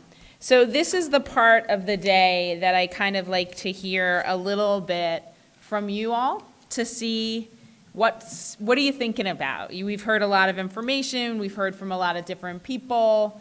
Do you have pressing things that are on your mind? And would you mind sharing them to just have a little bit of closing conversation? And if people could help me with the mics, that would be awesome. What's on your mind? Oh, and I think we are saying goodbye to Boise High School, correct? Thank you so much. Thank you for coming. Thank you for being here. Oh, okay.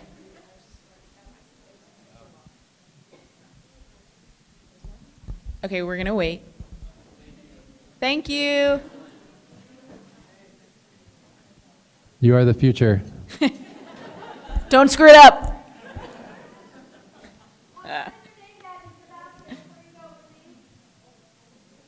Please turn in your name badges. Thank you.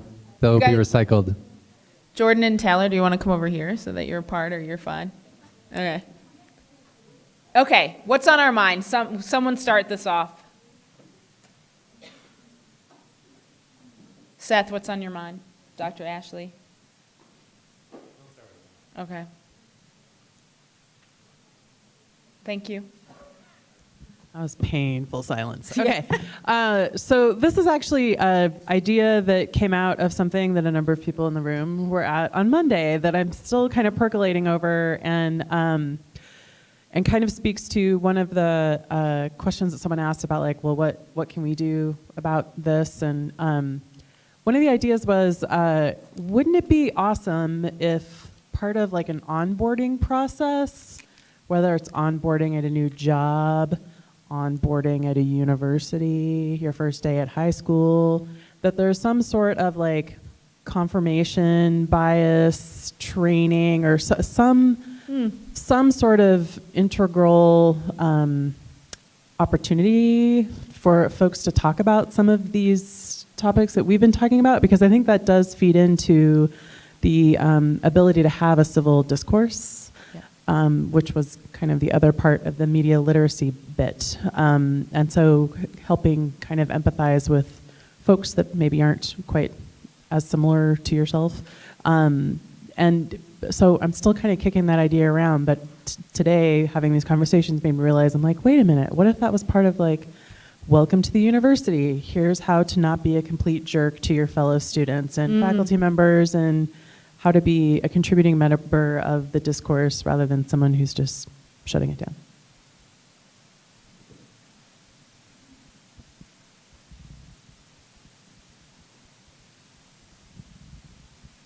Going on with that comment, there's some universities like the University of Washington that has classes in teaching college students how to be facilitators of civil discourse, where you teach maybe competing groups of opinions to find common ground, to listen to each other, to understand why the other side feels as it does. And also going to city councils and asking them to follow 5 rules, being willing and signing on to be signing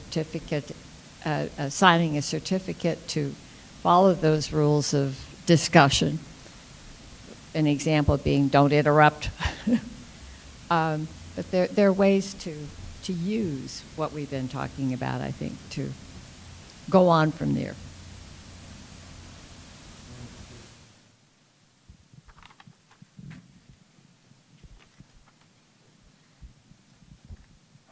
So previously, I've actually been a part of training and stuff that happens like that before starting a job. That was actually here at Boise State University for the Student Diversity and Inclusion, the Student Diversity Center, essentially. A big part of what we did was take Harvard's implicit bias test for every single section that was available. And another recent resource that I have found to be especially helpful with this type of training is anything really from Robin DiAngelo. She came to a conference here recently as well and shared about her book called What Does It Mean to Be White? And living in a homogenous area such as Idaho, a predominantly white institution such as Boise State University, I found it to be very helpful to read up on creating a racial identity and the creation of racial identity when it comes to being white or living in a white homogenous area. I find it really interesting that what's on your guys' minds about civil discourse in like the conversations that we had and the way we brought up media literacy and how it's led to these thoughts. Really interesting. Go ahead.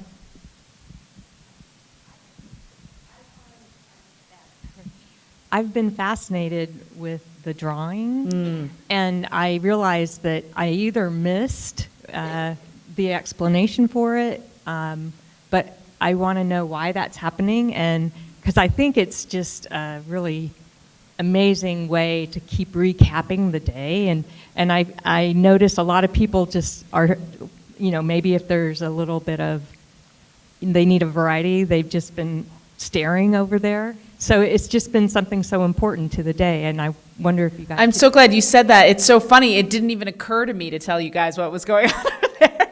Silly me. The truth is that because this is the first of the series of regional events, we're going to have a few others. We have a national conference every other year, and our next one is in June, at the end of June in Washington, D.C.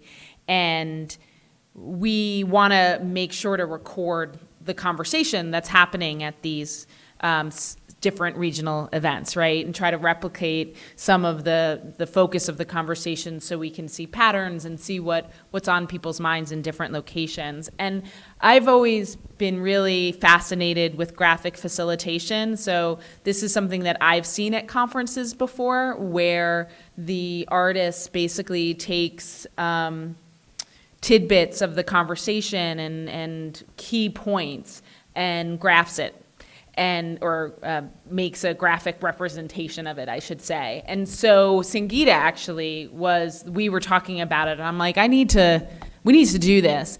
And one of the things that we are trying to do with these regional events is make sure that the local community and the students at the schools are all involved. And so Ashley is a student here, and Therese was able to have her come and connect with her about this. So it's just another way to represent the day, because it's really important, certainly from our perspective, that we take something from today, learn from it, figure out what worked and what didn't work, what we want to have happen at the next one, and what future conversations we feel we should be having with local communities. So it's just another way to represent the day. It's beautiful, though, isn't it? It's really neat. It's a really way. Yay, Ashley. Thank you. Yeah, we're going to take pictures of them. It'll be up on the Idaho Media Initiative website. And, definitely take pictures of it and tweet it out and share it. But I'm glad that you brought that up, because I have seen it a lot at conferences, but I realize that not everyone has. Yeah. So I have a question. Yeah. I want to ask Michelle, what did you get out of this? And in particular, coming to Idaho, what did you get out of? I mean, you brought all of this to us, which is great. Did you get anything unique out of coming here? Is it any different from any of the other places you visit to talk about this stuff? Are the conversations any different? I wasn't ready. Okay, so I love going to different places. As the executive director of a national organization, I feel it's vital for me to be other places. And I happen to live in the heart of New York City, like right smack in the middle. And, I was joking that, did you say there were 700 schools in Idaho? So my son just had the choice of 700 high schools in New York City. So it kind of blew me away, wow, where do I live? So for me, because of especially where I'm located, and I've been there for 25 years, it's really good for me to get out of that space and explore other areas. And I find it fascinating, the similarities that I see. I find it inspiring, the interest in this work. And, I have my organization, and what we really want to do is we want, and this, that we want to see systemic change in the U.S. We want to see media literacy be an essential core part of the curriculum. And we do, the librarian part of all of this is so key, because the great majority of this type of work is being done in libraries around the country. And so how do we leverage some of that knowledge to make real lasting change? And I don't think we can do that without talking to each other, right? And so for me, the issues around press and the issues around fake news and the issues around media literacy somehow for me start with conversation, right? And it starts with, how do we even build trust if we don't even talk to each other, right? And so for me, it's the face-to-face conversation that's really, really important, and that we have to keep that alive. And I do think virtual, can work and maybe can reach more people, but there's nothing like being in a room with people and really getting a sense of that community. So for me, I got a lot out of it, and I also could check off Idaho for places I've been, so that's huge. But what matters to me most is what do we do now, So we can have this conversation, but if nothing really shifts, if there's no, real change, then this isn't worth it, right? And so we have to move toward that. So what I'm hoping for is that these regional conversations can continue to build an argument for media literacy in the United States. And I'm really impressed with the folks here. I'm really impressed with the students and the welcome. We were talking about, we travel, we'll go to Philly, we'll go to DC, we'll go to LA, we'll go to these places. They're not as happy to see us as you guys were. And so it is such a pleasure to go and have conversations with people that really want us here, right? So we're like, okay, maybe that is what we've hit on. So I don't know. That's a lot that I said. I hope it answers your question. But I feel like I really did get a lot out of today. I never feel like there's enough time, and I never feel like I get to hear enough from the people in the room. That's why I'm really hoping that you do fill out these surveys and give us some input and become members of our organization and continue the conversation. I think what the president of the university said this morning about media literacy having to be a core part of curriculum, like we need to hold folks like that, to their word, because it's so vital and so important. So that's really all I have to say. But what I do like to do at the end of a conversation is just kind of talk about, what is one thing you are taking away from today? Like, what is the tidbit, or what is the highlight? What surprised you? Anything that you can share that you're going to take away and kind of going to stick with you.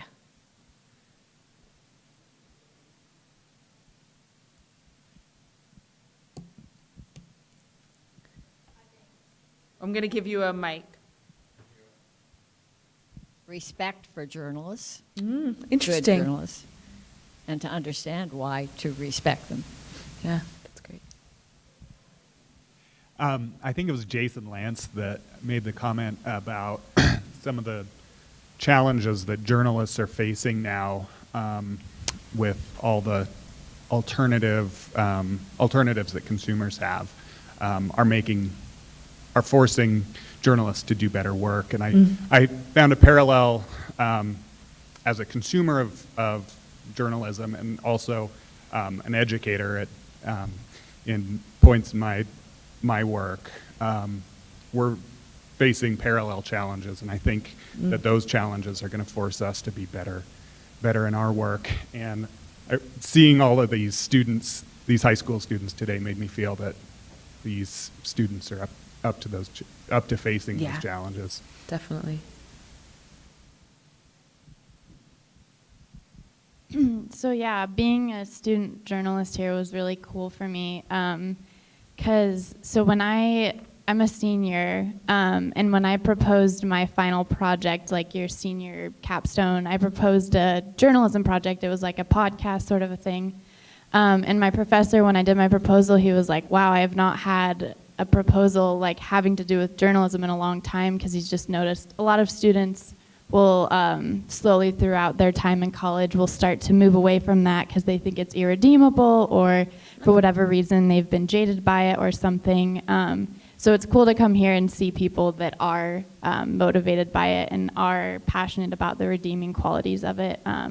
Because sometimes it can feel like no one else is interested in it. But it's nice to hear people that are. So that was cool for me, just from a student perspective. That's great.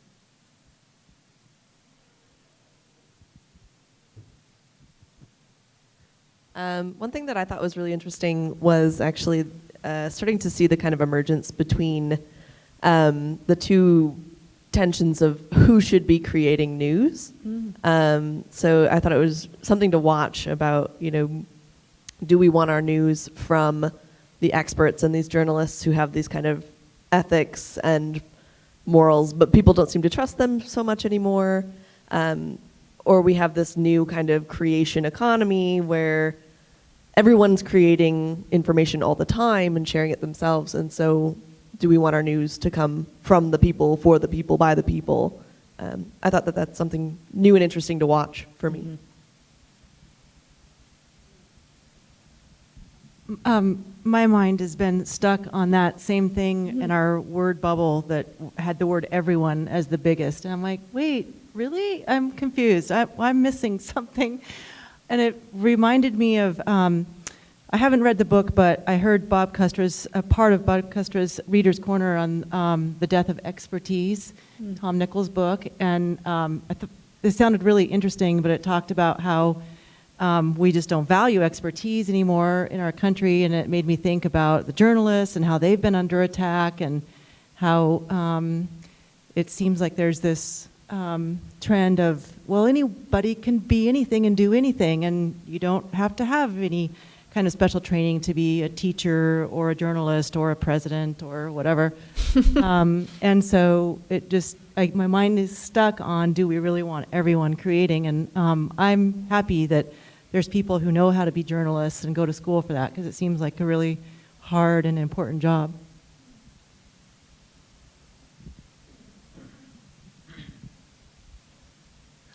I've been feeling kind of all day this feeling of overwhelm and nodding my head, yes, I totally get this, but then, okay, what do I do with this? Yes, and it has felt overwhelming. And one of the things that's really sticking with me about from this morning was Dr. Coberly's anecdote about in the 70s in Boise having 2 news stations and 1 newspaper, and realizing the explosion in the media landscape excuse me, that we've seen since then.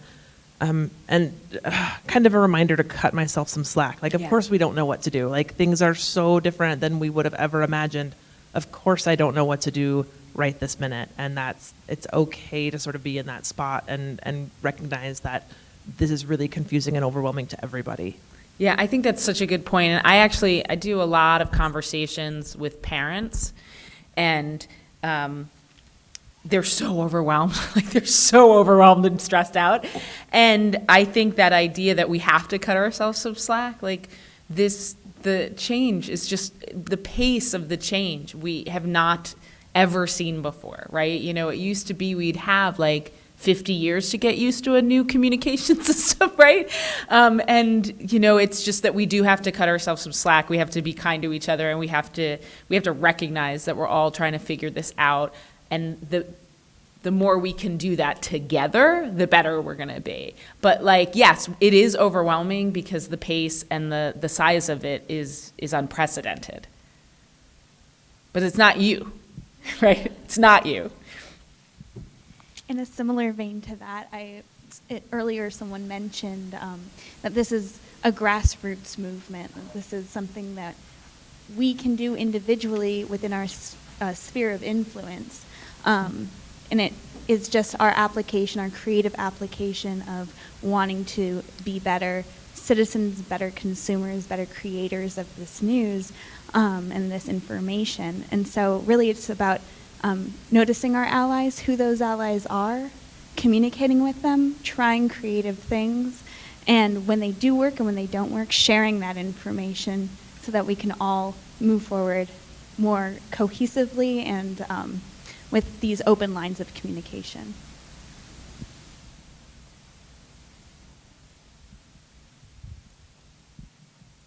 Anyone else? I would just add to that. I think, you know, it goes back to the big tent problem and trying to get everybody on the same page, which is good. But at the same time, if we wait, you know, to get the perfect unifying message, you know, that might not ever happen. And I think, you know, there's all this stuff that we can do as individuals and things we can teach and pass on and everything, but we're going to need public policy as part of the solution too. And so, you know, it's cool that's actually happening in some state legislatures, but we need that happening everywhere. And I think that's one of the huge benefits of coming to Idaho, where you may still be kind of preaching to the choir in this room, but at least, you know, we're just slowly building up a little more awareness of this stuff and getting it into places where, you know, there's virtually no widespread knowledge of it. And so, and where it's a much harder battle to, you know, get it into some kind of policy solution. So I don't know what that is going to look like exactly. I don't know that, you know, the places that are doing it, you know, perfectly, but I think we gotta start thinking about how we're going to advocate for that too. Otherwise, we'll just keep sitting around having these conversations, which are great, but are only going to get us so far. I think that that's an important point, and maybe one I'll use to start the wrap up is that so in 2016 there was a bill passed in the state of Washington. It was the first bill that had media literacy as part of the bill, in which it stated that the state needed to look at its practices and create an advisory council to say, what is happening in this state for media literacy and digital citizenship. And they passed another bill to then get funding to do some widespread district by district training. And there's now, I think 12 to 15 states that have some form of legislation in process, and that's through the work of Media Literacy Now, which is kind of the legislative arm of our community, the media literacy community. And so it's a really, interesting time, and I've said this to my colleagues that, my organization, namely, has existed for 20 years, and I started in 2012, and when I started, first, it took a good half hour to get anyone to understand what I was doing, if they were willing to talk to me, if they'd return my calls. And since the 2016 election, we can't keep up. We really, truly cannot keep up with the demand and the interest in this work. And I, as everyone that knows me know, I'm a very positive person, and I am very determined to leverage that interest. And so policymakers and legislators are thinking about this differently, and it's because of what has happened culturally over the last few years. So there's a lot of positive kind of momentum for media literacy right now, which is really exciting. And I think that there's a lot of potential state by state. I'm not familiar with exactly what's going on legislatively in Idaho, but that will be easy to get you guys. Nothing, right? Not much, yeah. So that is a good place to start, right, in your state, is to really look at Michelle, there was a talk of a bill to protect student journalists. So.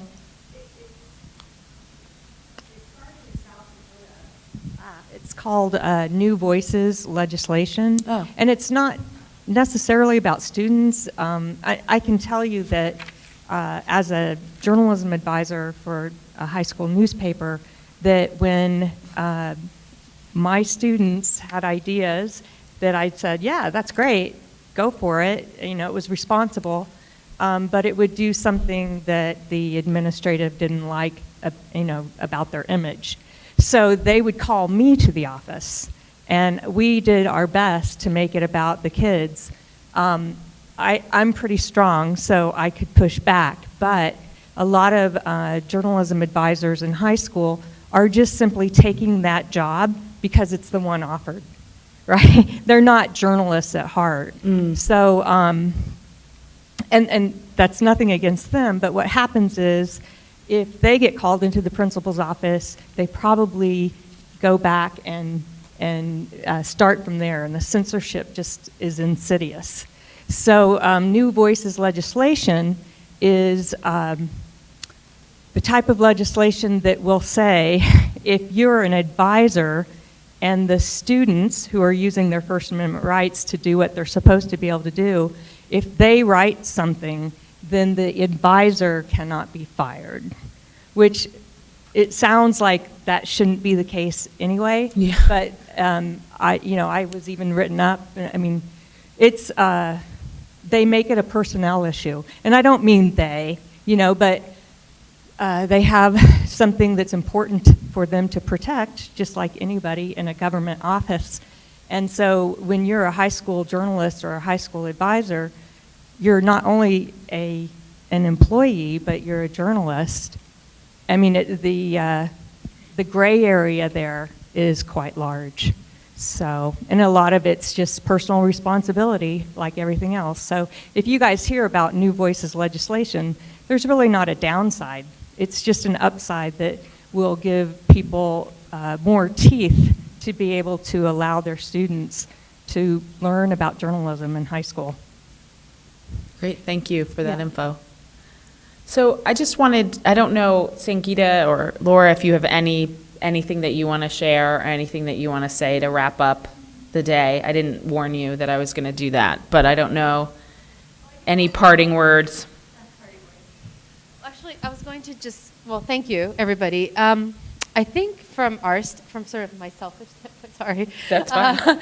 It would be, if you were at all intrigued by the methodology or by the idea of the civic imagination, we, in the project, are in a stage where we are actively reaching out to not only educators, but communities as well. We're interested in working with churches, with youth centers, with after-school programs, even with old people's homes. Like, we're just really interested in going broad in terms of the brainstorming, because we really believe in the civic imagination as a tool that can help us get past this current moment. So if you are at all interested in that, reach out to me. Give me your email. I'll add you to the list. I'm hoping that we can plot to come back to Idaho as well to run more workshops, maybe for a longer period. So if that's at all interesting, this is the plug to kind of be in touch with me. And thank you, Michelle, for bringing me out. And it was great. It's a pleasure. I just want to add to that too, because the Idaho Media Initiative that I run, we're trying to do some of that stuff right here in Boise and in Idaho, and so Trace has been really, really instrumental in organizing workshops in high schools and in community groups, and hopefully as soon as she finishes her master's degree, we're going to hire her to do all this stuff full time. But anyway, we so far, we have limited time and resources like everybody, but the more folks we can get interested in what we're doing and at least just supporting us and possibly, connecting and getting involved and helping us do what we're trying to do. So. Anything? I don't want to. I didn't know if anyone had questions after my presentation earlier. This would be a good time to ask. And I also wanted to say that we're trying to figure out what the next step is for us at Penn in terms of the work we're doing related to fraudulent news. And I think there have been a number of studies that have come out since the report in October that are completely on opposite ends of the spectrum. Some saying that fraudulent news isn't having any impact at all on our voting habits and civic life, and then others that are saying it's having a major daily impact. So I think it's going to be years before we actually understand what's happening and the impact that fraudulent news does have on our lives and daily experiences. But as we continue that research, I'm also very interested in hearing from all of you if you ever have research ideas or thoughts about fraudulent news. You can find me on our website at penn.org. My email is listed there, and I'm happy to hear from any of you. Great. Yeah, Thank you. Thanks. Thank you. So just to remind you guys, please become a member of our organization. Like I said, it's free. There are postcards in your folders. U.S. Media Literacy Week is coming up November 5th through 9th. And then if you are a member of the organization, you'll get updates about other events that we're having and our 2019 conference in Washington, D.C. I just want to thank Dr. Ashley and Therese one more time for all you've done to make this possible. I want to thank Laura and Sangeeta for coming. I want to thank all of you for coming. The TV team, thank you. The photographers, the student, Ashley, everyone. I hope that you got something valuable out of today. I hope you will continue to think and talk about these things in your community. And thank you. Just thank you so much for being here.